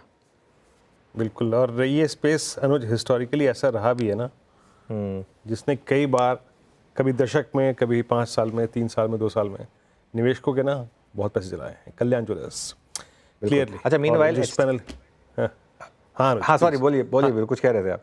नहीं मेरा पूरी बात हो गई थी। एसबीआई के नंबर्स, हाँ एसबीआई लाइफ के नंबर्स, मैं एसबीआई लाइफ के नंबर्स देख रहा था वीरू, यहाँ पर एकदम से नंबर्स आए तो उस पर नज़र गई थी एकदम से। ध्यान रखिएगा, एचडीएफसी लाइफ के नंबर्स के बाद नज़र एसबीआई लाइफ के नंबर्स पर भी थी, और यहाँ पर मुनाफा बढ़ा है 71%, 322 करोड़ से बढ़कर 551 करोड़ पर आया है, और ये पहला नंबर है, और स्टॉक में एक वापस स्पाइक आ रहा है इस समय। धर्मेश जी, इंश्योरेंस स्पेस में एकदम से वापस एक कमबैक हुआ है पिछले 2 दिनों में। नंबर्स एचडीएफसी लाइफ के भी अच्छे लगे और एसबीआई लाइफ के भी अच्छे लगे। आपकी पसंद में होगा कोई स्टॉक?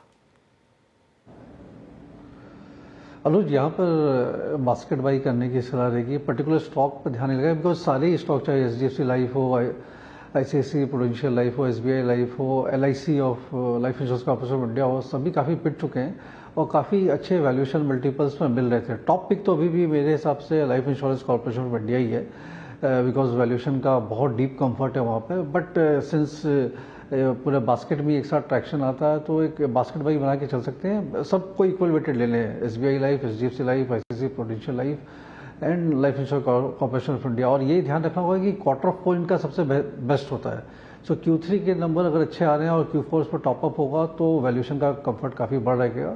अच्छी प्राइस एक्शन मिलनी चाहिए इस माहौल में। काफ़ी अच्छा डिफेंसिव रिस्क रिवॉर्ड इशू के हिसाब से बाई बनता है। ओके, चलिए अब बात करते हैं कल और सोमवार को आने वाले नतीजों की। कल कोटक बैंक के नंबर्स आएंगे और सोमवार को जोमेटो, डिक्सन समेत F&O के 9 नंबर्स आएंगे। हमारे साथ कंचन और मिताली जुड़ी हैं ये कुछ नंबर्स को प्रीव्यू करने के लिए।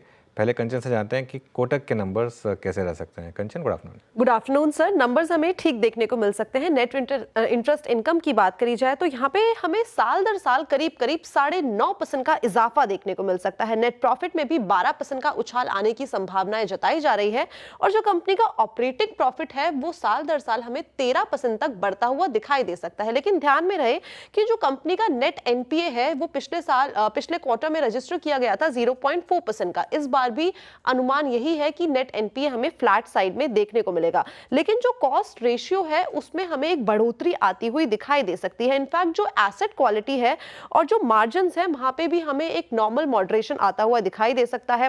लोन ग्रोथ की जो ट्रेजेक्टरी है वो कहीं ना कहीं अच्छी साइड पे बनी हुई है, जिसके पीछे सबसे ज्यादा बैक किया है कॉर्पोरेट्स ने। इसके अलावा जो क्रेडिट कॉस्ट है वो भी नॉर्मलाइज होती हुई दिखाई दे सकती है, लेकिन जिस तरीके से कॉस्ट ऑफ फंड्स बढ़ते जा रहे हैं वहां से हमें मार्जिन्स में एक प्रेशर आता हुआ दिखाई दे सकता है।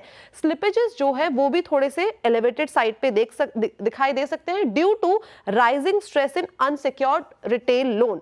और अब ध्यान कहां रखना होगा उस पर एक बार बात कर लेते हैं कि बिजनेस ग्रोथ कैसी आती है कंपनी की तरफ से, साथ ही साथ मैनेजमेंट की तरफ से गाइडेंस क्या दी जाती है। ठीक है, बिजनेस ग्रोथ और मैनेजमेंट की तरफ से क्या गाइडेंस रहेगी उस पर नजर रहेगी फिलहाल कोटक महिंद्रा बैंक के। अब जोमेटो और डिक्सन टेक के भी नतीजे आएंगे सोमवार को। मिताली जुड़ी हुई है हमारे साथ। मिताली, बताइए कैसे रह सकते हैं नतीजे? तो डिक्सन टेक्नोलॉजी की बात करें तो साल दर साल रेवेन्यू में हमें अच्छा खासा 112% का इजाफा देखने को मिल सकता है। साथ ही एबिटा मार्जिन्स में भी 106% का इजाफा यहाँ देखने को मिल सकता है। मार्जिन्स की बात करें तो थोड़े म्यूटेड या 11 बीपीएस के अंतर्गत यहाँ नेगेटिव देखने को मिल सकता है, लेकिन जो पैट है वहाँ पे 84% की अच्छी खासी बढ़ोतरी यहाँ पे देखने को मिल सकती है। क्या आप मेन ट्रिगर्स रहेंगे तो नए कस्टमर्स के जुड़ने से यहाँ पे रेवेन्यू में अच्छी खासी ग्रोथ देखने को मिल सकती है। साथ ही मोबाइल फोन बिजनेस ने अच्छा खासा कंट्रीब्यूट किया है। इसके अलावा जो मोबाइल का प्रोडक्शन रहा है उससे रेवेन्यू और एबिटा मार्जिन्स को काफ़ी सपोर्ट मिला है। स्मार्ट टू इस इंटीग्रेशन से एक्सपेंशन होगा प्रोडक्शन में। अब जो फोकस में रहने वाले हैं डिक्सन टेक्नोलॉजी के लिए उसकी बात करें तो गवर्नमेंट की जो ईएमएस पॉलिसीज आएगी वो यहाँ पे ध्यान रखने वाली होगी। इसके अलावा मोबाइल और कंज्यूमर इलेक्ट्रॉनिक्स में एक्सपेंशन के कारण यहाँ पे अच्छी खासी ग्रोथ भी देखने को मिल सकती है। हाल ही में कंपनी ने सेलेसॉर और वीवो के साथ भी एक मर्जर प्लान किया है, जो भी एक फोकस में रहने लायक विषय है। तो ये बात हुई जोमेटो और डिक्सन के ऊपर। आप शिल्पा जी बताइए, जोमेटो आज अच्छी खासी तेजी इसमें देखने को मिल रही है, साथ ही डिक्सन पे भी आपका व्यू लेना चाहूंगी, कैसे लग रहे हैं चार्ट्स, क्या इंडिकेट कर रहे हैं? ठीक है, कविता जी हमारे साथ मौजूद है, शिल्पा जी जब जुड़ेंगे तो उनसे भी व्यू लिया जाएगा। कविता जी आप बताइए, जोमेटो को कैसे ट्रैक कर रही हैं, अच्छी तेजी देखने को मिल रही है, क्या पोजीशन अभी बनानी चाहिए? इनफैक्ट ब्रोकरेजेस भी बुलिश नजर आ रहे हैं इस पर्टिकुलर काउंटर। सो श्रेया, अगर आप इसका वीकली चार्ट सेटअप देखेंगे तो 50 वेमा से काउंटर एक अपसाइड मूव दिखाते हुए दिख रहा है। ये पॉसिबिलिटी है कि काउंटर अपने फॉलिंग 20 ईएमए की तरफ बढ़ते हुए दिखे। सो 255 258 के प्राइस टारगेट्स पॉसिबल है जोमेटो में, और एक एक्सटेंडेड मूव 260 तक जा सकता है। रिस्क रिवॉर्ड फेवरेबल होगा अगर यहाँ से पोजिशनिंग की जा सकती है। इंट्राडे का आज का जो लो है वही स्टॉप लॉस की तरह काम करना चाहिए। So 245 as a trading pad stop loss maintain करें for the price target of 255 260 in case of Zomato. चलिए जोमेटो पे बात भी कर लेते हैं। मिताली हमारे साथ है। मिताली, क्या कह रहा है पोल आपका? तो सर जोमेटो की बात करें तो यहाँ ग्रॉस ऑर्डर वैल्यू में अच्छी खासी ग्रोथ देखने को मिल सकती है। रेवेन्यू की हम बात करें तो सबसे पहले यहाँ पे अच्छा खासा क्वार्टर ऑन क्वार्टर और ईयर ऑन ईयर बेसिस पे अच्छा खासा इजाफा है 66% का रेवेन्यू में। साथ ही पैट में भी हमें 93% का इजाफा देखने को मिल सकता है। इसके बाद अगर बात करें हमारे एबिटा मार्जिन्स की, तो यहाँ पे 406% का अच्छा खासा बढ़ोतरी देखने को मिल सकती है। साथ ही मार्जिन्स में भी 5% तक की अच्छी यहाँ पे ग्रोथ देखने को मिल सकती है। अब बात करते हैं क्या फोकस में रहेंगे ट्रिगर्स, तो ग्रॉस ऑर्डर वैल्यू जो है फूड डोमिनेंट और क्विक कॉमर्स के बिजनेसेस की, तो यहाँ पे साल दर साल 113% का इजाफा और क्यू बेसिस पे 22% की ग्रोथ देखने को मिल सकती है। साथ ही जो ब्लिंकिट है उसके प्रोजेक्शंस के कारण ग्रोथ मोमेंटम में देखने को मिल सकती है। वहाँ पे ईयर ऑन ईयर बेसिस पे 123% और क्वार्टरली 24% की अच्छी ग्रोथ देखने की उम्मीद है। हाइपर प्योर जो है वो अपवर्ड ट्रेजेक्ट्री के मोमेंटम में ही देखने को मिलेगा। क्या यहाँ पे ध्यान रखने लायक चीज़ें हैं, तो ब्लिंकिट का जो आउटलुक है वो एक इंपॉर्टेंट फैक्टर प्ले करेगा जोमेटो के लिए। साथ ही मार्जिन प्रोफाइल्स, क्योंकि क्यू में थोड़ा यहाँ पे जो ग्रोथ है वो थोड़ी म्यूटेड देखने को मिली है, लेकिन वाई अच्छी ग्रोथ है, तो मार्जिन प्रोफाइल एक देखने लायक ट्रिगर रहेगा। और साथ ही मैनेजमेंट की कमेंट्री जो है वो भी एक वो रहेगा, कैसे हम उसको आउटलुक को देख पाएंगे। चलिए ठीक है, तो ये बात हो गई जोमेटो की। अब भी काम करते हैं, 4 का चौका का सीक्वेंस बताते हैं आपको। सबसे पहले आशीष बहेती जी आपके पास आएंगे सस्ता ऑप्शन के लिए, उसके बाद चलते हैं रचना जी के पास FNO सुपरस्टार ट्रेड के लिए, चार्ट का चमत्कार के लिए कविता के पास चलते हैं, और उसके बाद धर्मेश जी के पास एक मिड कैप फंडा ट्रेड के लिए। तो ये चारों ट्रेड्स आपके लिए। आशीष बहेती जी चलिए आपसे शुरुआत करते हैं, सस्ता ऑप्शन। जी, टाटा पावर में जो मूव बन रहा है, हमें लग रहा है कि इसे ऑप्शन के थ्रू प्ले करना ज़्यादा बेटर रहेगा, क्योंकि स्टॉक एक ओवर सोल्ड ट्रेजेक्ट्री से मूव दे रहा है। तो 375 एट द मनी कॉल जो है उसमें खरीदारी की सलाह है। 7.5-8 रुपए के करीब ये कॉल चल रही है, यहाँ पोजीशन बनाई जा सकती है। जो स्टॉप लॉस इसमें मेंटेन करना है वो 6 रुपए का एक एसएल मेंटेन करे। ऊपर में 12 रुपए और 14 रुपए तक के टारगेट के लिए इसमें पोजीशन बनाने की सलाह है। आशीष बहेती जी का ट्रेड हो गया टाटा पावर 374.80 पर। चलते हैं अब रचना जी के पास अगले ट्रेड के लिए, FNO सुपरस्टार। रचना जी क्या पिक कर रही हैं आप? जी, मेरी तरफ से हिंडाल्को के फ्यूचर्स में बाय रहेगा। हिंडाल्को को हम लॉन्ग करेंगे 619 के करीब, और 613 पे हम एसएल लगाएंगे, और हमारा टारगेट होगा 624 एंड 631। ठीक है, हिंडाल्को के फ्यूचर पे बाई की राय अभी FNO सुपरस्टार के लिए। कविता जी आप क्या पिक कर रही हैं चार्ट का चमत्कार? तो श्रेया, कोल इंडिया की पोजीशनिंग काफी अच्छी है, 20 EMA के ऊपर काफी अच्छे से निकला है। तो एज अ स्विंग ट्रेड मुझे लगता है यहाँ पोजीशनिंग करनी चाहिए 400 एंड 405 के प्राइस टारगेट के लिए। अंटिल काउंटर 384 के ऊपर मेंटेन है। आप 400-405 के प्राइस टारगेट के लिए कोल इंडिया देख सकते हैं। ओके, चलिए अब चलते हैं धर्मेश जी के पास। धर्मेश जी बताइए क्या पिक करेंगे? अनुज जी, डिफेंस क्षेत्र से एक स्मॉल कैप कंपनी है DCX सिस्टम, उस पर बाई करने की सलाह रहेगी। पिछले 2 क्वार्टर में नतीजे उतने अच्छे नहीं थे, बट अगर आप इसके ऑर्डर बुक देखिए तो उसमें काफ़ी अच्छी इजाफा हुई है। लास्ट ईयर 1600 करोड़ का ऑर्डर बुक था, इस बार 3500 करोड़ से ज़्यादा का ऑर्डर बुक सेल हो रखा है। और इसके जो मेन क्लाइंट्स हैं, एक तो इसराइल की डिफेंस कंपनी है IAI, दूसरी जनरल इलेक्ट्रिक US की कंपनी है, और भारत से L&T, इनके मेजर ऑर्डर फ्लोज आए हैं और इसका Q3 एंड Q4 सबसे अच्छा रहता है। वहाँ पर बल्क काम मिलता है। प्रिंटेड सर्किट बोर्ड का काम करती है, वो सारे मिसाइल टेक्नोलॉजी और वॉरफेयर की जितनी भी टेक्नोलॉजी यूज़ होती है वहाँ पर इनके प्रिंटेड सर्किट बोर्ड्स लगते हैं। उसका इन्होंने बैकवर्ड इंटीग्रेशन भी कर रखा है। तो हमारा मानना है कि ये जो ऑर्डर बुक है ये धीरे धीरे 2-3 साल में ये 10,000 करोड़ तक इनको बढ़ना चाहिए। उस हिसाब से फिर इसकी प्रॉफिटेबिलिटी भी बढ़ेगी। यहाँ पर बाई करने की सलाह रहेगी। अभी 360-70 के आसपास ये ट्रेड हो रहा है। एक साल के व्यू का नज़रिया रखते हैं तो 450 के आसपास का प्राइस टारगेट से निकल के आता है। ओके, चलिए अब आगे बढ़ते हैं। और दिल्ली में गाड़ियों का सबसे बड़ा मेला यानी कि भारत मोबिलिटी ग्लोबल एक्सपो चल रहा है, आसान भाषा में ऑटो एक्सपो। इस एक्सपो में मारुति की पहली इलेक्ट्रिक कार ई-विटारा से आज पर्दा उठ गया है, जिसके बारे में कंपनी का दावा है कि ये सिंगल चार्ज में 500 किलोमीटर चलेगी। मारुति की पहली इलेक्ट्रिक एसयूवी ई-विटारा की खास बातें बता रही हैं मेरी सहयोगी दीपाली राणा। तो मारुति ने फाइनली इलेक्ट्रिक सेगमेंट में ई-विटारा के थ्रू डेब्यू कर दिया है और कंपनी इसका जल्द लॉन्च भी करेगी।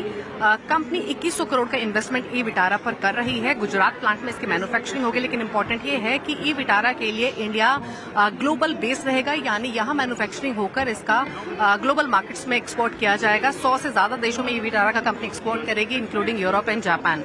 अब इसके फीचर्स, लुक या फिर रेंज की बात करें तो ये वेरी मच जो विटारा आई से उससे मिलती जुलती है। हालांकि आपको ईवी स्पेसिफिक एलिमेंट्स मिलेंगे, जैसे फ्रंट में आपको अब ये एनक्लोज्ड ग्रिल मिलती है, जो एयर वेंट्स है वो आपको नीचे की तरफ मिल रहे हैं। साइड प्रोफाइल देखेंगे तो आपको 18 इंच के एरोडायनामिक ईवी स्पेसिफिक व्हील्स भी इसमें मिलते हैं। फीचर्स की बात करें तो गाड़ी के अंदर कंपनी ने फीचर लिस्ट को काफी एनहांस रखा है। 10 वे एडजस्ट करने की ड्राइवर सीट्स इस गाड़ी में कंपनी लैंड कर रही है। वेंटिलेटेड सीट्स दे रही है। स्पेशियस केबिन तो आपको इसमें मिलेगा ही। इंपॉर्टेंट है इसकी सेफ्टी, क्योंकि मारुति के लिए सेफ्टी एक बहुत इंपॉर्टेंट एस्पेक्ट है और कंपनी ई-विटारा में आपको 7 एयरबैग्स दे रही है, एडास सूट दे रही है। पहली बार होगा कि मारुति की किसी गाड़ी में आपको एडास सेफ्टी फीचर्स भी मिलते हैं, तो सेफ्टी पर कंपनी ने काफी फोकस किया है। आपको इसमें लॉन्ग व्हील बेस मिलता है ताकि अंदर स्पेस काफी मिले। बैटरी पैक की बात करें तो 49 किलोवाट का बैटरी पैक और 61 किलोवाट का बैटरी पैक आपको ई-विटारा में मिल रहा है और जो रेंज रहेगी वो 500 किलोमीटर्स की रहेगी। ओके, चलिए अब एक काम करते हैं, दीपाली के पास चलते हैं एक बार जरा और जानते हैं कुछ और गाड़ियों के बारे में भी जानते हैं। दीपाली, ये ऑटो एक्सपो है इसीलिए इतनी अच्छी लग रही गाड़ी है, वाकई में इतनी सुंदर है? और कुछ और ऑटो एक्सपो में मतलब वहाँ अब तक क्या बड़ी बड़ी डेवलपमेंट्स हुई हैं? तो मारुति की ई-विटारा तो एक्चुअली इतनी लाइमलाइट, इतनी लाइट्स, इस तरीके की प्रेजेंटेशन होती है कि हर गाड़ी सुंदर दिखती है, लेकिन देखने में ये जो आइस विटारा है वैसी ही है।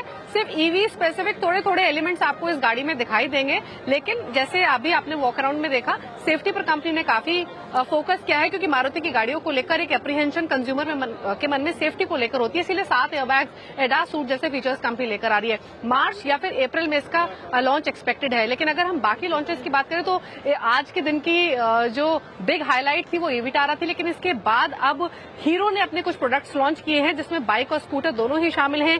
एक्सट्रीम 250R, एक्सपल्स 210, जूम 160 और जूम 125, यानी ये स्कूटर और बाइक लॉन्च किए हैं, जिनकी बुकिंग्स फरवरी से शुरू होगी और मार्च से कंपनी इनकी डिलीवरीज स्टार्ट कर देगी। तो हीरो ऑलरेडी अपने प्रोडक्ट दिखा चुके हैं। इसके अलावा जो बड़ी हाईलाइट रहेगी आज के लिए वो क्रेटा ईवी रहेगी। ऑलरेडी हम इस गाड़ी को पहले ही ड्राइव कर चुके हैं, क्योंकि मीडिया ड्राइव हो चुकी है, लेकिन आज ऑफिशियल लॉन्च होगा और जिसमें प्राइसिंग का पता लगेगा, क्योंकि क्रेटा ईवी के लिए प्राइस बहुत इंपॉर्टेंट रहेगा। हालांकि एक हिंट तरुण गर्ग ने दिया कि 15 से 25 लाख के बीच में इसकी प्राइसिंग कंपनी रख सकती है। तो क्रेटा ईवी की प्राइसिंग के हिसाब से आज का लॉन्च बहुत इंपॉर्टेंट है। एक और इंटरेस्टिंग एलिमेंट ह्युंडई ने दिखाया है। ह्युंडई ने एक एमपीवी शोकेस की है, सतारिया, और इस एमपीवी की खास बात यह है कि इसमें 11 लोग तक बैठ सकते हैं। यूजुअली हम 3 रो एसयूवीज देखते हैं, लेकिन ये 4 रो एसयूवी होगी। इंडिया लॉन्च भी होगी कब, इसकी टाइमलाइन कंपनी ने अभी नहीं बताई है, लेकिन आज शोकेस की है और इसकी engine capacity 2200 CC diesel, 3200 CC petrol की हो सकती है। तो ये एक बड़ी हाईलाइट ह्युंडई के पवेलियन से रही। इसके अलावा हम आगे भी अपडेट्स लाते रहेंगे। BMW इस समय अपनी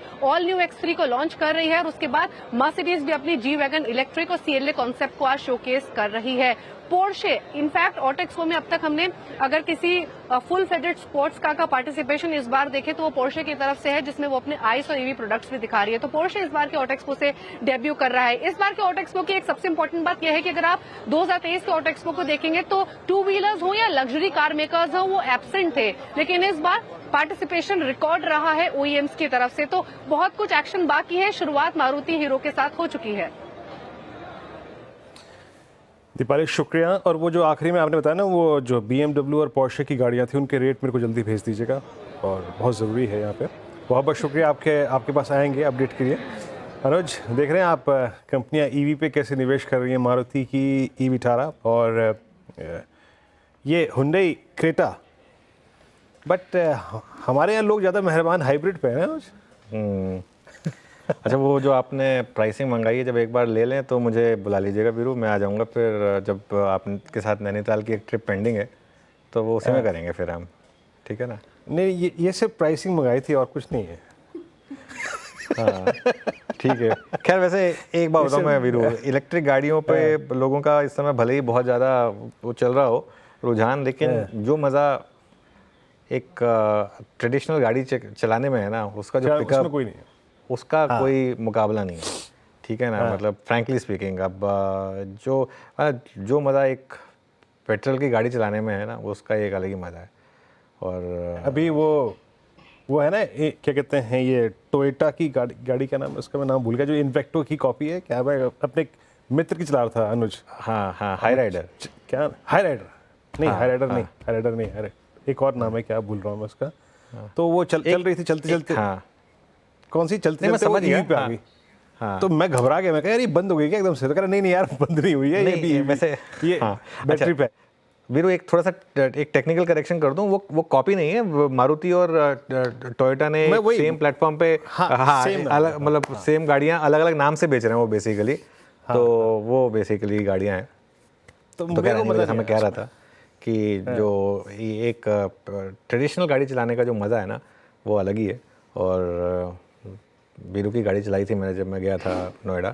पता नहीं इस बार जाऊंगा तो चाबी देंगे या नहीं देंगे, क्योंकि पिछली बार जब उन्होंने मुझे चाबी दी थी और जो मैंने गाड़ी चलाई थी तो वीरू ने सीट बेल्ट के साथ साथ एक मेरी वाली सीट बेल्ट भी साथ में लगा ली थी, है ना वीरू? अनुज गाड़ी तेज चलाते हैं। मैं काफ़ी मतलब गाड़ी ठीक चलाता हूँ। अनुज थोड़ा सा फास्ट चलाते हैं गाड़ी। एनीवे इस पे मेहमानों को भी इंक्लूड कर ले, मारुति पे, है ना? धर्मेश, आपका व्यू मारुति पे सबसे बेस्ट परफॉर्मर रहा है बीते 10 दिन का, देखें तो, specially after December sales figure. जी देखिए, सेल्स फिगर भी शायद जनवरी के काफ़ी अच्छे आने चाहिए मारुति के, और इनका एक सेगमेंट खाली था इलेक्ट्रिक व्हीकल का, तो वहाँ पर भी एक पॉजिटिव न्यूज़ फ्लो आ गया है। और कहीं ना कहीं देखा गया है कि मारुति वापस से मार्केट शेयर गेन करने लगा है एट द कॉस्ट ऑफ से हुंडई या होंडा, ये सब अभी, या टोयोटा, ये सब मिला लें तो वहाँ पर थोड़ा मारुति में ट्रैक्शन मिल रहा है। प्राइस के हिसाब से मुझे भी हमेशा थोड़ा महंगा लगा है ये जो मारुति कंपनी का स्टॉक प्राइस है। बट गिवन अ चॉइस कि अब हुंडई से इनका डायरेक्ट कंपटीशन होने वाला है, तो प्रेफर्ड बेट मारुति ही रहेगी rather than Hyundai as a stock. As a stock prefer bet Maruti फिलहाल धर्मेश जी की तरफ से आते हुए। अब अगले हफ्ते कैसे रह सकते हैं बाजार की चाल, उस पर एक बात करते हैं। किन ट्रिगर्स पर बाजार की नज़र रहेगी, ये बताने के लिए जुड़ी हुई है मेरी सहयोगी मिताली। बताइए कैसे रह सकते हैं आप नेक्स्ट वीक, बाजार कैसे रह सकते हैं? ऑटो एक्सपो जो है वो आम जनता के लिए रविवार 19 जनवरी को खुलेगा। उसके बाद 20 जनवरी को जो है वो यूएसए में हॉलीडे है। यहाँ पे मार्टिन किंग लूथर जूनियर का बर्थडे है, उसके तहत 20 जनवरी को यूएस मार्केट्स बंद रहेंगे। और इवनिंग में जो है डोनाल्ड ट्रंप वो है राष्ट्रपति पद की शपथ लेते नजर आएंगे। अगले हफ्ते हमारे रिजल्ट्स की बात करें तो विप्रो, टेक महिंद्रा के नतीजों पर का असर देखने को मिलेगा मंडे को। साथ ही कोटक और आरबीएल बैंक के भी इस वीकेंड में रिजल्ट्स आ जाएंगे, तो उसका भी असर हमें मंडे को देखने को मिलेगा। अब रिजल्ट कैलेंडर की बात करें तो 20 जनवरी को आईसीआईसीआई सिक्योरिटी और एल&टी फाइनेंस के नतीजे आएंगे। 21 जनवरी PNB housing finance, Aditya Birla real estate. 22 जनवरी को बीपीसीएल, एचडीएफसी बैंक और यूएस एचयूएल के नतीजे नजर आएंगे। वही 23 जनवरी को अडानी एनर्जी, सायंट, डॉक्टर रेड्डी के नतीजे देखने को मिलेंगे। 24 जनवरी मैनकाइंड फार्मा, गोदरेज कंज्यूमर और जेएसडब्ल्यू स्टील। वही 25 जनवरी को आईसीआईसीआई बैंक, जेके सीमेंट और येस बैंक पे नजर रहेगी। चलिए, तो ये कुछ रिजल्ट कैलेंडर और कुछ और इवेंट कैलेंडर अगले हफ्ते के लिए। अब आगे बढ़ते हैं। हमारे साथ बिग मार्केट वॉइसेस में बातचीत करने के लिए दीपक शेनॉय जुड़े हैं, जो कैपिटल माइंड .in के फाउंडर और सीईओ हैं। और दीपक को एक ऑलराउंडर की तरह भी जानते हैं हम। वैसे रिलेटिव स्ट्रेंथ पर दीपक काफ़ी फोकस करते हैं, लेकिन इनसे समझते हैं कि इस करेक्शन के दौर में कहाँ फोकस करना चाहिए। दीपक, गुड आफ्टरनून। बहुत वीकनेस है मार्केट में इस समय। अब जिन्होंने शॉर्ट करके पैसा बनाने की कला ले ली हो, उनको तो ये मार्केट बहुत अच्छी रही होगी, लेकिन जो हमारी जो ऑडियंस है उसमें ज़्यादातर लोग ये नहीं कर पाते हैं। तो इस मार्केट में कैसे नेविगेट करें फिर? Thank you Anuj ji. I think ये मार्केट जो अभी जो गिरावट आई है, आई थिंक अबाउट 10-12% के करीब निफ्टी पे आई है, पर मिड कैप्स और स्मॉल कैप्स में काफी ज्यादा, मतलब कुछ स्टॉक्स 30-40% करेक्ट कर गए हैं। लेकिन ये मिड कैप्स और स्मॉल कैप्स के लिए तो नॉर्मल ही है कि अगर स्टॉक मूव होता है तो ऊपर की तरफ 40-50%, नीचे की तरफ 30-40%, ये नॉर्मल तरीके से, मतलब उनका रेगुलर ये होता है। और ये टाइम होता है कि आपको कभी कभी अपॉर्चुनिटीज मिलती हैं। जो स्टॉक्स आपको शायद पहले खरीदने थे और आपने कहा कि बहुत एक्सपेंसिव हैं, अब शायद उनमें मतलब इतनी अच्छी खासी करेक्शन आ गई है कि आप अभी पोजीशन बना सकते हो। पहले बहुत चर्चा थी शायद डिफेंस स्टॉक्स के बारे में, या कुछ मैन्युफैक्चरिंग स्टॉक्स के बारे में, कुछ कंजम्पशन स्टॉक्स के बारे में। वो बहुत एक्सपेंसिव हुआ करती थी, थोड़े से लेस एक्सपेंसिव हो गए हैं। ये नहीं है कि चीप हो गई है, कुछ कंपनीज अभी भी बहुत एक्सपेंसिव है, लेकिन उन कंपनीज, कुछ ऐसी कंपनीज भी हैं जिसमें ग्रोथ इतना ज्यादा है कि अगर आप पहले अगर आप 60 गुना देते थे अर्निंग्स के, पी रेशियो ऑफ 60, अभी आप पी रेशियो अगर 40 दे रहे हो, then it may still be okay, क्योंकि लॉन्ग टर्म में उनकी ग्रोथ उनको उन ग्रोथ से ही अच्छे रिटर्न आ जाएंगे। तो आई थिंक वो एक आया हुआ है। लेकिन ये चीज ये है कि सिर्फ शॉर्ट वाले लोग भी पसंद नहीं करना चाहते हैं। आई थिंक हमारे जैसे लोग, अगर आप अभी इन्वेस्टिंग फेज में हो तो आपको करेक्शंस अच्छे लगने चाहिए, क्योंकि आप पैसा निकाल नहीं रहे हो, आप पैसा डाल रहे हो। अगर आप डाल रहे हो और प्राइसेस गिरे हैं तो आपके लिए अच्छा ही है लॉन्ग टर्म में। लेकिन आपको 5 साल 10 साल का मतलब नजरिया रखना पड़ेगा। ये नहीं कि अगर आप अभी देखें कि अभी मैं डाल दूंगा, फरवरी में अच्छा हो जाएगा, आई थिंक वो सोच नहीं होनी चाहिए। अगर आपकी लॉन्ग टर्म सोच है तो ये मौका अच्छा है आपके लिए। और अभी डोनाल्ड ट्रंप, आई थिंक उनका इनॉग्रेशन होगा, तो बहुत वॉलेटिलिटी होने वाली है आगे भी जाके। ऊपर की तरफ भी हो सकती है, नीचे की तरफ भी हो सकती है। आपको वेलकम करना चाहिए मोस्टली, अगर आप लॉन्ग टर्म इन्वेस्टर हो। ओके दीपक, एक्सिस बैंक आप बाय कर रहे हैं क्या, specially after listening to the management numbers आने के बाद? मैंने ऐसे I haven't followed the full commentary here, but उनकी जो वी हैव 2 अदर बैंक्स, तो हमने उनको अभी we haven't added Axis bank, लेकिन हमारे पास ICICI, HDFC है थोड़ा सा। लेकिन I think there was some problem in terms of the RBI regulations की वजह से उनकी जो NPA रिकग्निशन है वो एक तरह से इंक्रीज हो गई है, इसलिए कि वो ग्रोथ नहीं कर सके in some parts of the personal portfolios. और उनकी जो काफी अच्छी ग्रोथ पोर्टफोलियोज थी पहले, वो थोड़ी सी मतलब उनके उनमें ग्रोथ कम हो गया। जैसे उनके क्रेडिट कार्ड्स में there was a big change last year, तो उनके उसकी वजह से अभी उसका भी ग्रोथ कम हो गया है। लेकिन I think the other banks में भी बेटर। हम वेट करेंगे एक्चुअली सारे बैंक्स के रिजल्ट्स का, ताकि फिर हम एनालाइज कर सकें कि कौन से बैंक्स में we should focus. But banks actually काफी रीजनेबल वैल्यूएशंस पे आ गई हैं, and specially large private sector banks, जहाँ पे आई थिंक लॉन्ग टर्म में पोजीशन लिया जा सकता है। एक्सिस के बारे में मेरे पास, I mean we haven't invested yet. Deepak ji, very good afternoon. Shreya बात कर रहे हैं। आपने बहुत सारे सेक्टर्स इनफैक्ट बताया कि बहुत सारे स्टॉक्स, हालांकि नाम नहीं लिया आपने, लेकिन बताया कि काफ़ी अच्छे करेक्शन देखी गई और अच्छे वैल्यूएशन पे है, जहां पे अभी एक बेट लग सकती है। कौन से स्टॉक्स अभी सर फिलहाल इस लिहाज से आपको अच्छे लग रहे हैं? अभी तो हमने अभी सारे जो हमारे पहले वाले पोर्टफोलियो स्टॉक्स थे उसमें ज़्यादा कोई चेंज नहीं किया है, थोड़े से डिफेंस स्टॉक्स ऐड किए हैं। लेकिन अभी भी जैसे हमारा सबसे ज़्यादा बड़ा पोजीशन LIC ही है, और LIC में जो 4th क्वार्टर होता है वो सबसे अच्छा क्वार्टर होता है, इसलिए कि वो जो उनकी पार्टिसिपेटिंग पॉलिसीज है, जो रफली 75% of their policies are participating policies, तो उसमें उनके जो प्रॉफिट शेयर है वो सिर्फ फोर्थ क्वार्टर में वो लिया जाता है, और वो इसलिए सबसे बड़ा क्वार्टर होता है। यूजली वो 5-6-7 हज़ार करोड़ प्रॉफिट पर क्वार्टर बनाती है, पर वो जो फोर्थ क्वार्टर में वो बल्क इसके 3 गुना ज्यादा वो प्रॉफिट यूजली बना देते हैं, क्योंकि पार्टिसिपेटिंग पॉलिसीज के प्रॉफिट्स उनके शेयर होल्डर्स अकाउंट में लिया जाता है उस टाइम पे।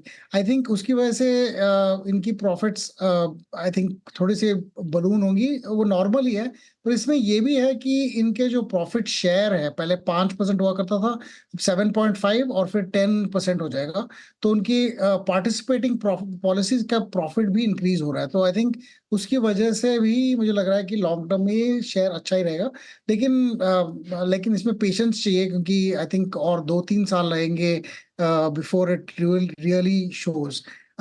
ऐसे मेरे 2-3 और ऐसे स्टॉक्स हैं। हमारे पास रिलायंस भी है, काफी अच्छा पोजीशन, उनका रिजल्ट्स अच्छे आए थे। और अच्छे इसलिए मैं बोल रहा हूँ क्योंकि उनकी जो सबसे बड़ी पोजीशन है ऑयल टू कंज्यूमर, उसमें प्रॉफिट कोई खास ग्रोथ नहीं था, लेकिन रिटेल में 10% ग्रोथ एंड जियो में 25% PAT growth,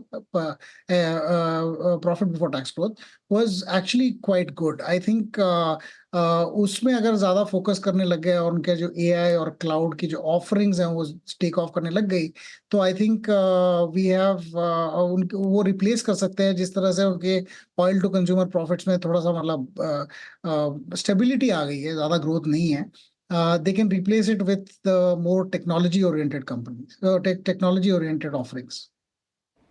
okay, Deepak ji का ये व्यू रिलायंस पे है, याद रखिएगा, ये उनकी निजी राय है, और क्योंकि चैनल पे ये चली है, इस चैनल का स्वामित्व प्रबंधन रिलायंस इंडस्ट्रीज होल्ड करते हैं। कृपया इस राय के साथ साथ एक निजी राय ज़रूर रखें, कोई भी अगर आपको ट्रेड या फिर इन्वेस्टमेंट करनी है। लेकिन दीपक, मैं एक बार फिर से आता हूँ, आपने डोनाल्ड ट्रंप की बात करी, उनकी ताजपोशी की।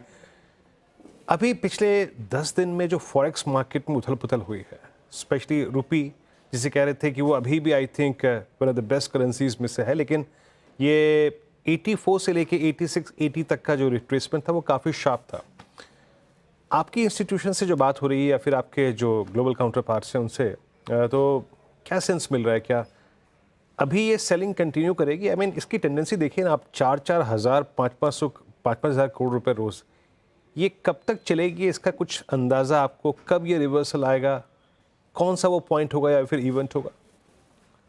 आई थिंक बिग इवेंट ये है कि डोनाल्ड ट्रंप के जो पॉलिसीज हैं वो एक बार क्लियर हो जाए, तो हमें पता चलेगा एक्चुअली इम्पैक्ट मतलब क्या किस तरह का इम्पैक्ट है इंडिया पे और हमारे कंपेटिटर्स पे। जैसे अगर चाइना देखें या फिर जापान या फिर यूएस के पास कनाडा और मेक्सिको है, उन पे भी इम्पैक्ट आएगा। वो इम्पैक्ट एक बार क्लियर हो जाए तो आई थिंक सेलिंग थोड़ी सी कम हो जाएगी, या फिर मतलब बढ़ेगी भी तो सडनली बढ़ेगी और फिर सेटल हो जाएगी, क्योंकि अभी अनसर्टेनिटी की वजह से काफी मतलब दबाव आ रहा है सेलिंग का। और ये इंडिया ही नहीं है, आई थिंक काफी कंट्रीज में, इमर्जिंग मार्केट्स में आउटफ्लोज आ रहे हैं। I think that is normal. अगर आप ऐसी चीज, ऐसे प्रेसिडेंट को लाए जो कहता है कि सब कुछ चेंज कर दूंगा, ग्रीनलैंड को टेक ओवर कर दूंगा, कनाडा को ये यूजुअली अमेरिका के प्रेसिडेंट इतने मतलब सनसनी चीज नहीं यूजुअली क्या करते। तो आई थिंक लोगों को डर भी लग रहा है कि किस तरह से अगर इस तरह से अगर वो कुछ चेंज कर दें तो शायद इकोनॉमी चेंज हो सकता है। बट यूजुअली अगर आप देखें, लोग बोलते कुछ हैं, करते कुछ और हैं। तो जब वो जो कुछ करेंगे और लोगों को इम्पैक्ट का अंदाजा होगा, तब इनकी थोड़ी सी मतलब फियर सेटल हो सकते हैं। लेकिन मैं ये कहूंगा कि ये मौका अच्छा है, क्योंकि वो अगर बेच रहे हैं और इंडियन डोमेस्टिक इन्वेस्टर खरीद रहे हैं, तो एक तरह से इंडियन डोमेस्टिक इन्वेस्टर को ही बेनिफिट मिल रहा है, क्योंकि कुछ कंपनीज ऐसे हैं कि इतनी गिरावट आई है कि काफी अच्छे मतलब लॉन्ग टर्म प्रोस्पेक्ट्स हैं इनमें। लेकिन ये भी है कि डॉलर का जो दबाव है अभी, वो इसलिए है कि आरबीआई ने अपना स्टांस चेंज कर दिया। जो पहले आरबीआई कहती थी कि हम इसको स्टेबल रखेंगे, उन्होंने स्टेबिलिटी को थोड़ा सा स्टेबिलिटी से थोड़ा सा दूर निकल गए हैं। वो कह रहे हैं कि अब स्टेबिलिटी की जरूरत नहीं है, जाए डेप्रिसिएट जितना होना हो जाए। होपफुली ये भी कहें कि जब अप्रिसिएशन का टाइम आएगा, जब पैसे वापस आएंगे बाहर से, तो ये कहें कि रुपया अप्रिशिएट भी हो जाए जितना अप्रिशिएट होना है। तो शायद हमें फिर एक तरह से उल्टी तरफ का भी देखना मिल जाएगा। वो हमें लास्ट 2-3 इयर्स में नहीं मिला है। आरबीआई ने रुपये को अप्रिशिएट नहीं होने दिया है, तो एक बार अप्रिशिएशन का भी टाइम आएगा तो शायद अप्रिशिएट। अब आप कह रहे थे कि आप इंडियन डॉलर ने सबसे अच्छा किया है। आप 10 या 15 साल का रिकॉर्ड देखिए अगर, तो India is one of the worst. सिर्फ ब्राजील हमसे वर्स्ट है शायद, क्योंकि उनके जो उनका इन्फ्लेशन हमसे बहुत ज्यादा था। लेकिन India is among the worst in the last 15 years, and even in the last 5 or 6 years, even comparison with China, हमारा डिप्रिसिएशन काफी ज्यादा हुआ है। 10 साल में चाइना का डिप्रिसिएशन 10 से 15% है, हमारा 80 to 85% है। तो आई थिंक हमने काफी कुछ देख लिया है, तो होपफुली ये थोड़ी सी स्टेबिलिटी नेक्स्ट मंथ से आ जाए। नहीं देखिए क्या है, वो तो डेमोक्रेसी में जो प्रजा चाहेगी वही राजा होगा। एक बात बताइए, अब इन्फोसिस यहाँ पर क्या करें? बहुत लोग कंफ्यूज थे कि ऐसा क्या हुआ था जो स्टॉक इतना गिर गया। थोड़ा आपका भी एक रीजनिंग हो जाए और क्या करें स्टॉक में अब? Anuj ji, I am sorry, we can't comment on Infy. अच्छा हाँ, भूल गया था मैं, आप इन्फोसिस पर किसी रीज़न से आप कमेंट नहीं कर पाते हैं। चलिए तो इन्फोसिस की बात छोड़ देते हैं, कोई और किसी और स्टॉक की बात करते हैं। कल्याण ज्वेलर्स में क्या हो रहा है दीपक जी? हाँ, ये काफी न्यूज में है अभी। आई थिंक स्टॉक तो काफी मतलब अच्छा कर रही थी पहले। आई थिंक जो प्रोमोटर्स ने, उन्होंने स्टेक भी खरीदा था एक पीई फंड से 530 के करीब। लेकिन उसके बाद से काफी मतलब रूमर्स भी थे, जो मतलब मैनेजमेंट ने आके बोला भी कि देखो ऐसा कुछ नहीं है। लोगों ने बोला कोई रेड है, उन्होंने बोला ऐसा कुछ नहीं है। थोड़े से उनके चेंजेस आए थे, और वो चेंजेस एक्चुअली उनके लिए अच्छे ही हैं कि अगर आप फ्रैंचाइज ले रहे हो तो पहले कैपेक्स कल्याण लिया करता था, और अभी कल्याण कह रहे हैं कि आप फ्रैंचाइजी लोगे तो कैपेक्स भी आप ही रखोगे और इन्वेंट्री भी का कॉस्ट भी आपका ही होगा। इट इज नॉर्मल कि अगर जब ब्रांड का पावर बढ़ जाए तो ऐसी डिमांड्स कर सकते हैं, और लोग करते भी हैं। मतलब ये भी करते हैं कि एक्सपेंशन में ये बिल्कुल जायज़ है। लेकिन आई थिंक उसका इम्पैक्ट स्टॉक प्राइस पे बिल्कुल नहीं आया है। स्टॉक प्राइस गिरती जा रही है। तो हमारे पास बाय द वे थोड़ी सी पोजीशन है इसमें, so there is one of our portfolios has it, but we are waiting and watching कि किस तरह से फंडामेंटल्स में अगर कोई चेंज हो देन हम इसको एक्शन ले सकते हैं। But so far management has addressed most of the queries. ऐसा कुछ हमें तो बाहर से ये नहीं लग रहा है। पर आई थिंक स्टॉक की जितनी गिरावट आई है काफी, इससे selling has been very very aggressive. So we have to wait for results to see how whether there's any fundamental changes, but I don't think there's any major मतलब rumours की वजह से काफी चेंजेस हुए हैं, और हम उसको ध्यान में रखते हैं। ये नहीं कि हम बोल दें कि सब झूठ है या सब कुछ ये है, बट ये आई थिंक रिजल्ट के बाद एक और कॉन्फ्रेंस कॉल के बाद ही पता चलेगा क्या सिचुएशन क्या है। तो रिजल्ट पे ध्यान रहेगी अभी कल्याण ज्वेलर्स पे। सर इन्फोसिस के अलावा सर आईटी सेक्टर पे आपका क्या व्यू रहेगा? स्पेशली मिड कैप में कोई अच्छे स्टॉक्स आपको नजर आते हैं आईटी सेक्टर के? आईटी में एक्चुअली हमारे पास सिर्फ बड़े वाले स्टॉक्स हैं, इसमें कोई मिड कैप अभी तक हमने लिया नहीं है। ये अगेन यहाँ पे ट्रम्प का काफी उनके आने के बाद क्या होगा, वो कह रहे हैं कि इलीगल जो इमिग्रेशन है वो हटाएंगे, पर ये भी है कि वो शायद लीगल इमिग्रेशन भी हटा दें, थोड़ी सी वहां पे भी कम कर दें H1B इशुएंसेस या कुछ। लेकिन मुझे लग रहा है लॉन्ग टर्म में इसमें इंडिया का बेनिफिट ही होगा। अगर वहां पे लोग नहीं मिल रहे हैं और उनको हायर किया जा रहा था H1B के जरिए, लोग वहां से सिर्फ यहाँ ऑफशोर करेंगे, क्योंकि यहाँ हमारे पास लोग काफी हैं जो काम करने के लिए रेडी हैं। एआई का थोड़ा इम्पैक्ट होगा जरूर, लेकिन मुझे ये लगता है कि इवेंचुअली एआई का काम भी वो इंडियंस को ही सौंपेंगे। एक तरह से कि इसको आप मतलब आप किसी भी तरह से बना लो।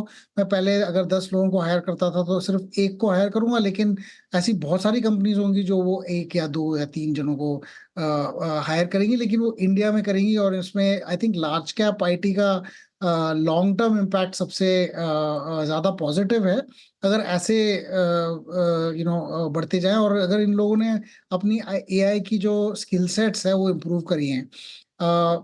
Mid cap IT में I think some of the companies will start to do well. Some companies like who are serving the auto sector, L&T Technology Service का भी result I think काफी अच्छा आया था। तो companies like that which are doing a combination of engineering services हमारे पास वहां पे अभी कोई पोजीशन नहीं है, वेट कर रहे हैं कि सारी कंपनीज एक बार रिजल्ट आ जाए तो फिर हम we can take a bigger position.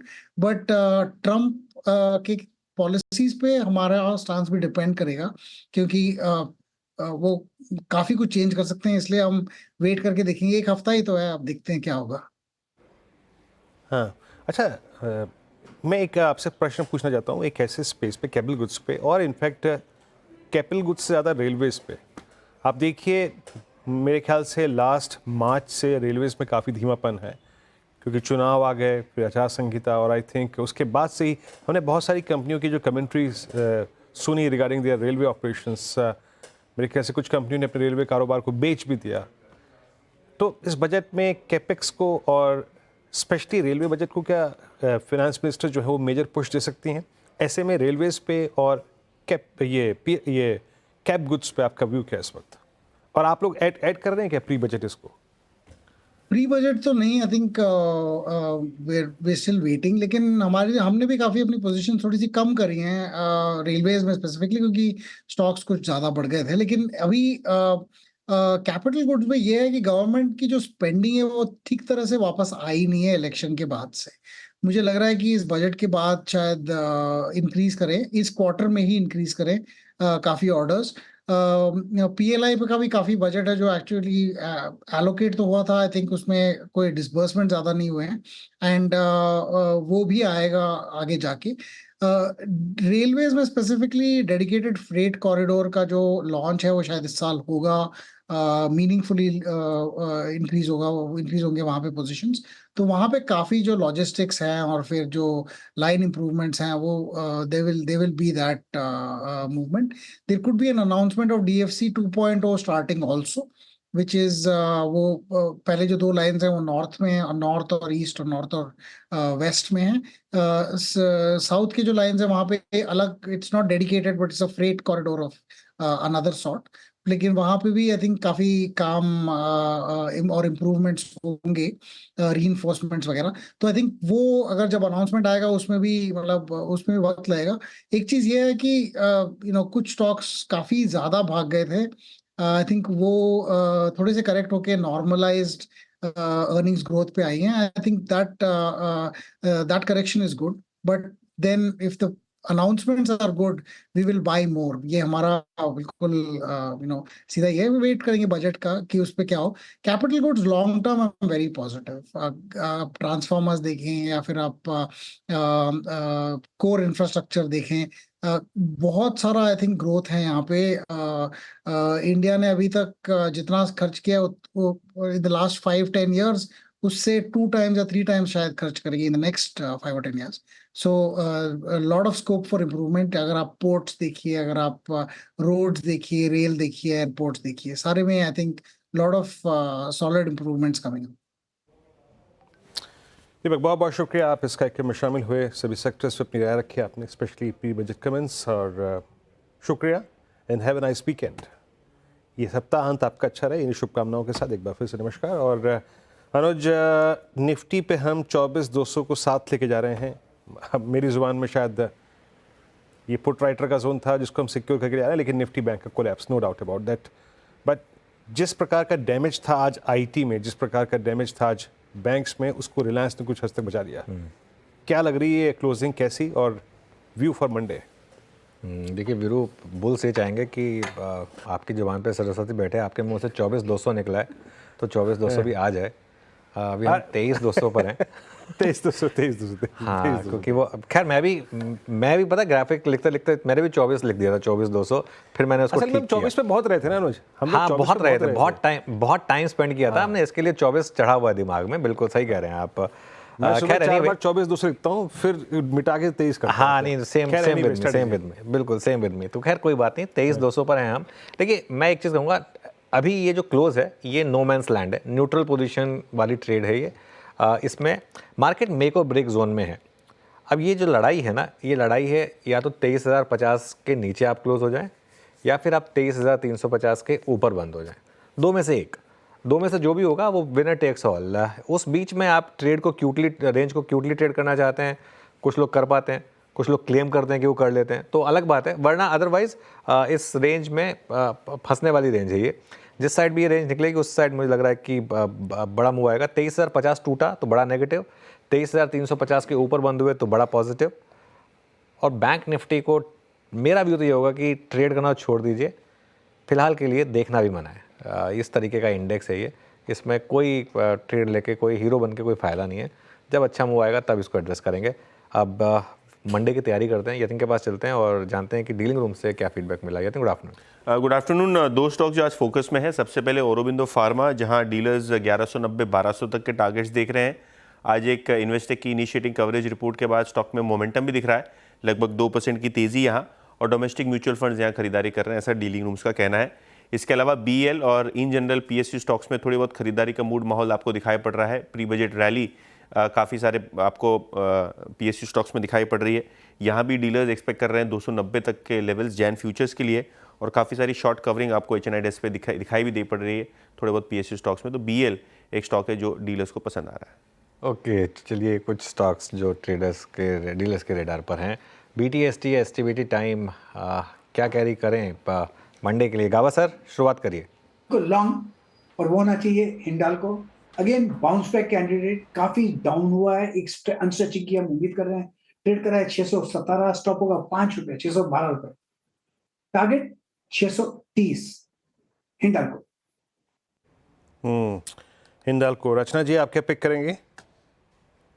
जी, हम टेक महिंद्रा को शॉर्ट करेंगे। टेक महिंद्रा 1662 पे है, हम 1685 का ऐसे लगा कि इसको शॉर्ट करके लेके जाएंगे और टारगेट लगाएंगे 1630 का। ठीक है, टेक महिंद्रा STBT। राजेश जी, आप क्या पिक कर रहे हैं, STBT या BTST? मैं BTST करके जाऊंगा श्रेया जी। मेरी नजर है गोदरेज CP पे।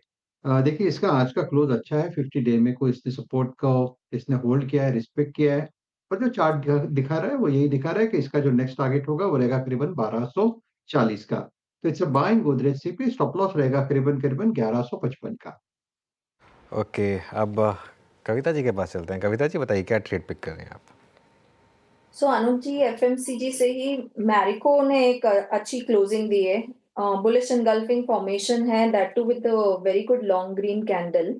सो ये मूव एक्सटेंड होना चाहिए। 675 के प्राइस टारगेट दिखते हैं चार्ट्स पर। स्टॉप लॉस मेंटेन करना चाहिए 656 का। और कविता जी मैरिको पे कॉल दे रहे हैं। कविता जी, ध्यान दीजिएगा, आपकी एक सामान आपका चोरी हो गया। बताइए क्या है वो। बहरहाल चलते हैं भाईती जी के पास। आशीष भाईती जी, क्या पिक कर रहे हैं आप? जी वीरेंद्र जी, एस्कॉर्ट्स कबूटा पे खरीदारी की सलाह रहेगी। हमें लग रहा है कि यहाँ पे एक अच्छा सेटअप बना हुआ है और स्टॉक अपने 200 डेमा को अप्रोच करता हुआ देखने मिल रहा है। तो यहाँ खरीदारी की जा सकती है। जो स्टॉप लॉस इसमें मेंटेन करना है वो 3550 3550 का एक एसएल मेंटेन करे, और 3690 3690 के टारगेट्स के लिए इसमें खरीदारी करने की सलाह है। अच्छा, चलिए अब एक काम करते हैं, मार्केट की ब्रेथ देखते हैं। ट्रेड्स पूरे हो गए, रणनीति निफ्टी बैंक पे पूरी हो गई है। एक बार जरा मार्केट की ब्रेथ को देखते हैं और कविता जी को दुविधा में रहने देते हैं। सोमवार को बताएंगे उनको कि क्या उनका सामान चोरी हो गया। आइए जरा ब्रेथ पे निफ्टी बैंक और उसके बाद स्टॉक फ्यूचर्स इन डेरिवेटिव्स वो क्या कर रहे हैं। आपकी स्क्रीन पे ये फिगर्स। लॉन्ग 103, मेरे ख्याल से कल की तुलना में थोड़े से कम है लॉन्ग। शॉर्ट कवरिंग 40 और शॉर्ट लगभग 63 और लॉन्ग अनवाइंडिंग करीब 22।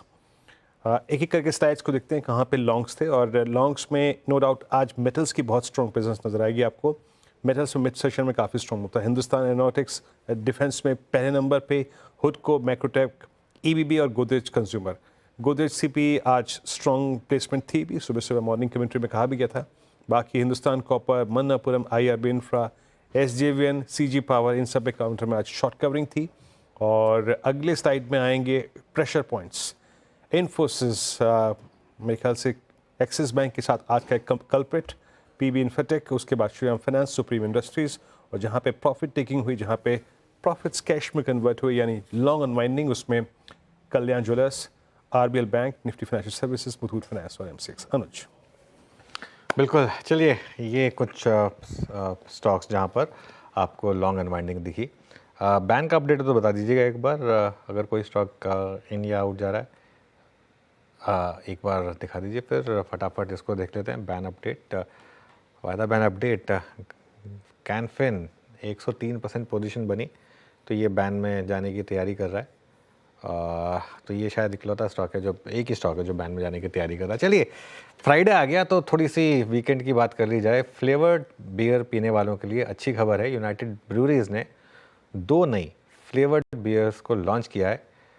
क्या है खबर और क्यों देश में बढ़ रहा है फ्लेवर्ड बियर्स का चलन, इसकी जानकारी देने के लिए कंचन जुड़ी है हमारे साथ। कंचन, गुड आफ्टरनून, बताइए।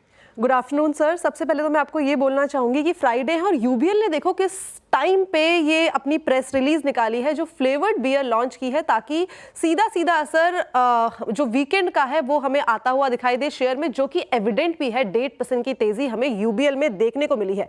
बेसिकली 2 फ्लेवर बियर लॉन्च की गई है, एक तो मैंगो बेरी ट्विस्ट और साथ ही साथ लेमन मसाला। और सबसे पहले ये दमन और गोवा में ही की गई है और उसके ये बेसिकली एक टेस्टिंग है, इन दोनों स्टेट से स्टार्ट की गई है और उसके बाद धीरे धीरे करके इनका विचार है कि ऑल ओवर पैन इंडिया इसको लेके जाया जाए। और इसके अलावा भी इंडिया में काफी सारे ब्रांड्स हैं, जैसे कि आपको स्क्रीन पे अभी थोड़ी देर में दिखाई देंगे कि कितने सारे ऑलरेडी फ्लेवर्ड बियर के ब्रांड्स हैं जो लोगों के बीच में काफी ज्यादा लोकप्रिय है और काफी ज्यादा यूज किए जा रहे हैं। अब देख लेते हैं कि ग्लोबली जो बियर का मार्केट है वो किस लेवल का है। अगर 2024 में देखा जाए तो बियर का मार्केट साइज है करीबन $840 बिलियन का और 2030 तक ये उम्मीदें जताई जा रही है कि यहाँ पे करीब करीब हमें 10% की ग्रोथ देखने को मिले, 10% 6.5% से लेके 10% की ग्रोथ देखने को मिल सकती है। और नॉर्थ अमेरिका जो है वो क्राफ्ट बियर का काफी बड़ा मार्केट है, यानी कि अगर हम ग्लोबल रेवेन्यू की बात करें तो नॉर्थ अमेरिका से अकेला करीब 21% का यहाँ से रेवेन्यू आता हुआ दिखाई देता है। लेकिन अब बात करते हैं इंडिया का जो बियर मार्केट है वो किस तरीके का है। 2024 की बात करी जाए तो $13.5 बिलियन का मार्केट ये देखा गया है और 2032 तक उम्मीदें जताई जा रही है कि $21 बिलियन तक ये हमें नंबर जाता हुआ दिखाई दे सकता है। और स्पेसिफिकली जिस टाइम पे कोविड आया था, यानी कि 2019 के टाइम पे, 2019 से जो क्राफ्ट बियर का ट्रेंड है वो काफी ज्यादा फेमस होता हुआ दिखाई दिया है। अब बात करते हैं इसके पीछे के ट्रिगर पॉइंट्स की कि ऐसा क्यों हो रहा है। जो मिलेनियल्स है और जो जेनजी है उनके बीच जो फ्लेवर्ड बियर्स है वो काफी ज्यादा पसंद की जा रही है। इनफैक्ट जो ग्लोबल ब्रांड्स है उनका जो हमारी कंट्री के अंदर है बहुत पसंद की जा रही है ग्लोबल ब्रांड्स को इंडिया के अंदर। इनफैक्ट जो कम पीने वाले लोग होते हैं वो भी फ्लेवर्ड बियर को काफ़ी ज़्यादा पसंद करते हैं क्योंकि टेस्ट में वो ज़्यादा अच्छी लगती है। और साथ ही साथ जो लोग हेल्थ कॉन्शियस भी होते हैं वो भी इस पर खासा फोकस करते हैं। अब एक चीज़ मैं यहाँ पे मेंशन करना चाहूँगी कि जो ये दोनों फ्लेवर्ड बियर लॉन्च हुई है वो सेल्स में तो यूबीएल के ज़्यादा कंट्रीब्यूशन नहीं देने वाली है, बिकॉज अभी ये 2 ही जगह हुई है, दमन एंड गोवा में। लेकिन अगर इसे ये ऑल ओवर पैन इंडिया में एक्सपैंड करते हैं तो वहाँ से नंबर्स में हमें एक अच्छा खासा इजाफा आता हुआ दिखाई दे सकता है। इनफैक्ट जो मार्केट एक्सपर्ट्स हैं वो भी इस सेक्टर की कंपनी में काफ़ी ज़्यादा बुलिश है। उम्मीदें जताई जा रही है कि जो नतीजे आएंगे वो पॉजिटिव साइड में हमें आते हुए दिखाई देंगे। लेकिन अनुज सर, मैं आपसे पूछना चाहूंगी कि रिसेंटली अभी कोई गोवा जाने का प्लान बना रहे हैं? नहीं, अभी तो नहीं कंचन, होपफुली बाद में। खैर वैसे गोवा से मोह थोड़ा भंग हो चुका है क्योंकि जिस तरीके से आई थिंक गोवा से बेटर आजकल आपको बेटर डेस्टिनेशन मिल जाती है। बट मैं सिर्फ इसमें एक चीज़ कहूँगा और आई थिंक बीरू एग्री करेंगे इस बात से कि बियर को बियर ही रहने दीजिए। मतलब मैंगो लस्सी बियर, मैंगो लस्सी पी लीजिए अगर आपको पीनी है ना वीरू। मतलब ये जो एक चलन चला है ना, एक किसी भी चीज़ में ये सब ज़बरदस्ती इनोवेट करने के लिए इनोवेट करना। आपको फ्लेवर ड्रिंक पीनी है, फ्लेवर ड्रिंक पीजिए ना। एक स्पेशली फ्राइडे इवनिंग को एक थोड़ा सा रिलैक्स, काफ़ी लोग मानते हैं, अब कई लोग नहीं मानते होंगे, मैं कोई एडवाइस नहीं कर रहा हूँ वैसे और ना ही कोई सजेशन दे रहा हूँ, लेकिन एक फ्राइडे इवनिंग को एक पूरे हफ्ते के उसके बाद एक जैसे कहते हैं ना एक बियर का कैन या फिर एक वो जो कई लोग एंजॉय करते हैं उसको, उसमें ज़बरदस्ती के फ्लेवर्स मत डालिए। वीरू, आपका क्या व्यू रहेगा? बिल्कुल, मुझे लगता है सबसे उत्साहित कंचन ही नजर आ रही हैं, आप और मैं तो बिल्कुल नहीं है ना। अपन तो बिल्कुल नहीं है। हाँ, आई थिंक ये शायद कंचन चाह रही थी कि आप पूछें ये सवाल। That was one way of, मतलब कंचन शायद जानबूझ के सवाल पूछा था कि आप उनसे पूछें उसके बाद काउंटर। सर ने मेरी मुंह की बात नहीं, मैं श्रेया से पूछना चाहूंगी। कल हम एक लिंक कर रहे थे, वहाँ पे श्रेया ने बोला था कि श्रेया जेनजी के अंदर आती है और यहाँ पे मैंने मेंशन किया था कि मिलेनियल्स और जेनजी में काफी ज्यादा फेमस है। श्रेया, आपका क्या टेक है? बियर तो मैं पीती नहीं कंचन, तो मेरा कोई टेक ही नहीं है। चलिए अब एक काम करते हैं, अब थोड़ा सा टाइम कम है कंचन, शुक्रिया। एक बार वीरू के पास चलते हैं। वीरू, थोड़ा सा वीकेंड की फिल्मों के बारे में बता दीजिए। अरे अनुज, आज इमरजेंसी रिलीज हो रही है कंगना स्टारर, और मेरे ख्याल से काफ़ी समय से इस पर बात हो भी रही है, तो देखना चाहिए। मेरे ख्याल से पॉलिटिकल ड्रामा है ये, और ये मेरे ख्याल से इस देश का सबसे बड़ी एक घटनाओं में से एक थी। तो इमरजेंसी, और इसमें जयप्रकाश जी का किरदार निभाया है अनुपम खेर ने, और मिलिंद सुमन ने सैम मानेकशॉ का। तो ये किरदार, ये मूवी आपको देखनी चाहिए। दूसरी बैक इन एक्शन ये है जेमी फॉक्स और कैमरन डियाज की। ये एक CIA एजेंट्स थे जो रिटायर्ड, उनका कमबैक कैसे हुआ उस पर ये मूवी है। और अनुज, ये जो ब्लैक वारंट है ना, ये नेटफ्लिक्स की सीरीज़ है, ये ज़रूर देखिएगा। ये तिहाड़ जेल के जेलर थे सुनील गुप्ता, उनकी बुक पर आधारित ये सीरीज़ है। अगर आपको रंगा बिल्ला केस के बारे में या फिर चार्ल्स शोबराज के बारे में, उनके कैरेक्टर्स को समझना है या देखना उन्होंने क्या किया, ये सीरीज जरूर देखिएगा अनुज। मैंने इसका भी एक एपिसोड देखा, प्रभावशाली था, यकीन मानिए। बट इमरजेंसी तो सब देखेंगे मेरे ख्याल से। इमरजेंसी सब देखेंगे। रावत सर, आप जा रहे हैं देखने? जा तो नहीं, मैं जाता तब जब मुझे कोई इनवाइट मिलता है। इस बार इनवाइट नहीं है। एक था इनवाइट, वो कैंसिल हो गया। देखने चाहिए, हम जुगाड़ निकाल लिया है तभी इनवाइट मिलने पे ही जाऊंगा। नहीं, प्रकाश सर के पास ज़्यादातर इनवाइट्स होते हैं, खैर चलिए अब एक काम करते हैं। ये 4 मूवी, ये स्पेशली इमरजेंसी और ये ब्लैक वारंट, याद रखिएगा ये 10 जनवरी को रिलीज़ हुई थी नेटफ्लिक्स पे। 23,200 निफ्टी और निफ्टी बैंक करीब करीब 48,556 पे। लेकिन फाइनली निफ्टी IT आज, याद रखिएगा, post 13 June first time close हुआ 100 डे एक्सपोनेंशियल मूविंग एवरेज के नीचे। और अगर मैं इसे वीकली पे ट्रांसलेट कर दूं तो close below 20 week exponential moving average for Nifty IT। Anuj के पास चलते हैं इस क्लोजिंग को देखने के लिए। अनुज, ओवर टू यू। बिल्कुल, चलिए वीरू, अब मार्केट क्लोजिंग देखते हैं। करीब 115 पॉइंट नीचे निफ्टी, 0.5% के करीब। बैंक निफ्टी करीब 1.5% और निफ्टी IT 2.25% नीचे। सबसे ज़्यादा नुकसान आज निफ्टी IT में ही हुआ, करीब 2.5 से 2.3% का। 1160 पॉइंट नीचे रहा ये इंडेक्स। ऑब्वियसली काफ़ी बड़ा इम्पैक्ट इन्फोसिस का था यहाँ पर।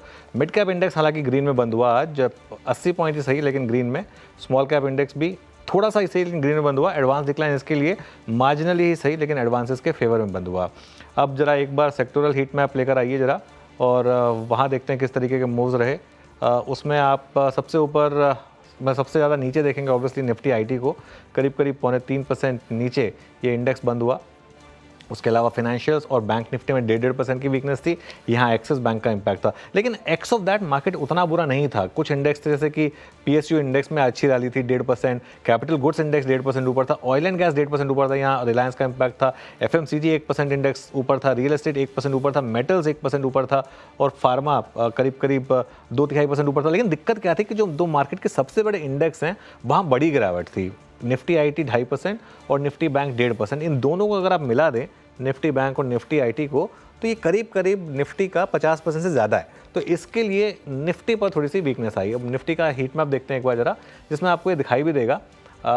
निफ्टी का हीट मैप देखिए, आप ज़्यादा गेनर्स थे, मार्केट ब्रेथ भी पॉजिटिव थी, लेकिन जो लूजर्स थे उनका वेट बहुत ज़्यादा था। चाहे इन्फोसिस हो, चाहे वो आपका ICICI बैंक हो, चाहे वो आपका स्टेट बैंक ऑफ इंडिया हो, चाहे HDFC बैंक हो, ये रीजंस थे। हाँ, लेकिन एक तो स्टॉक थे जो बुल्स के लिए बैटिंग कर रहे थे। रिलायंस 1300 पर बंद हुआ, ITC में अच्छे गेंस थे, और उसके अलावा कुछ हद तक हिंदुस्तान यूनिलीवर, LNT और टाटा स्टील, यहाँ पर भी अच्छे गेंस देखने को मिले।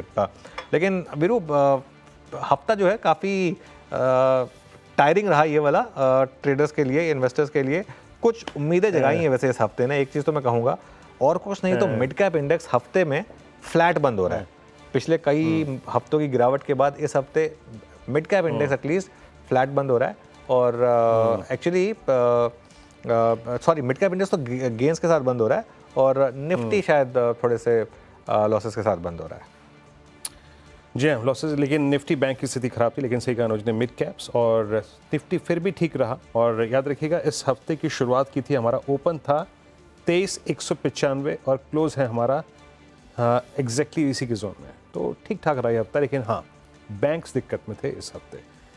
Let's hope for the best कि अगला हफ्ता बाजार के लिए बेहद शानदार रहे। मुझे श्रेया और साथ ही साथ अनुज को दीजिए आज्ञा। आपसे फिर मुलाकात होगी सोमवार की सुबह सुबह पूरे पैनल की मॉर्निंग कॉल में, उसके बाद मुनाफे की तैयारी में 8 बजे। तब तक के लिए नमस्कार and have a nice weekend.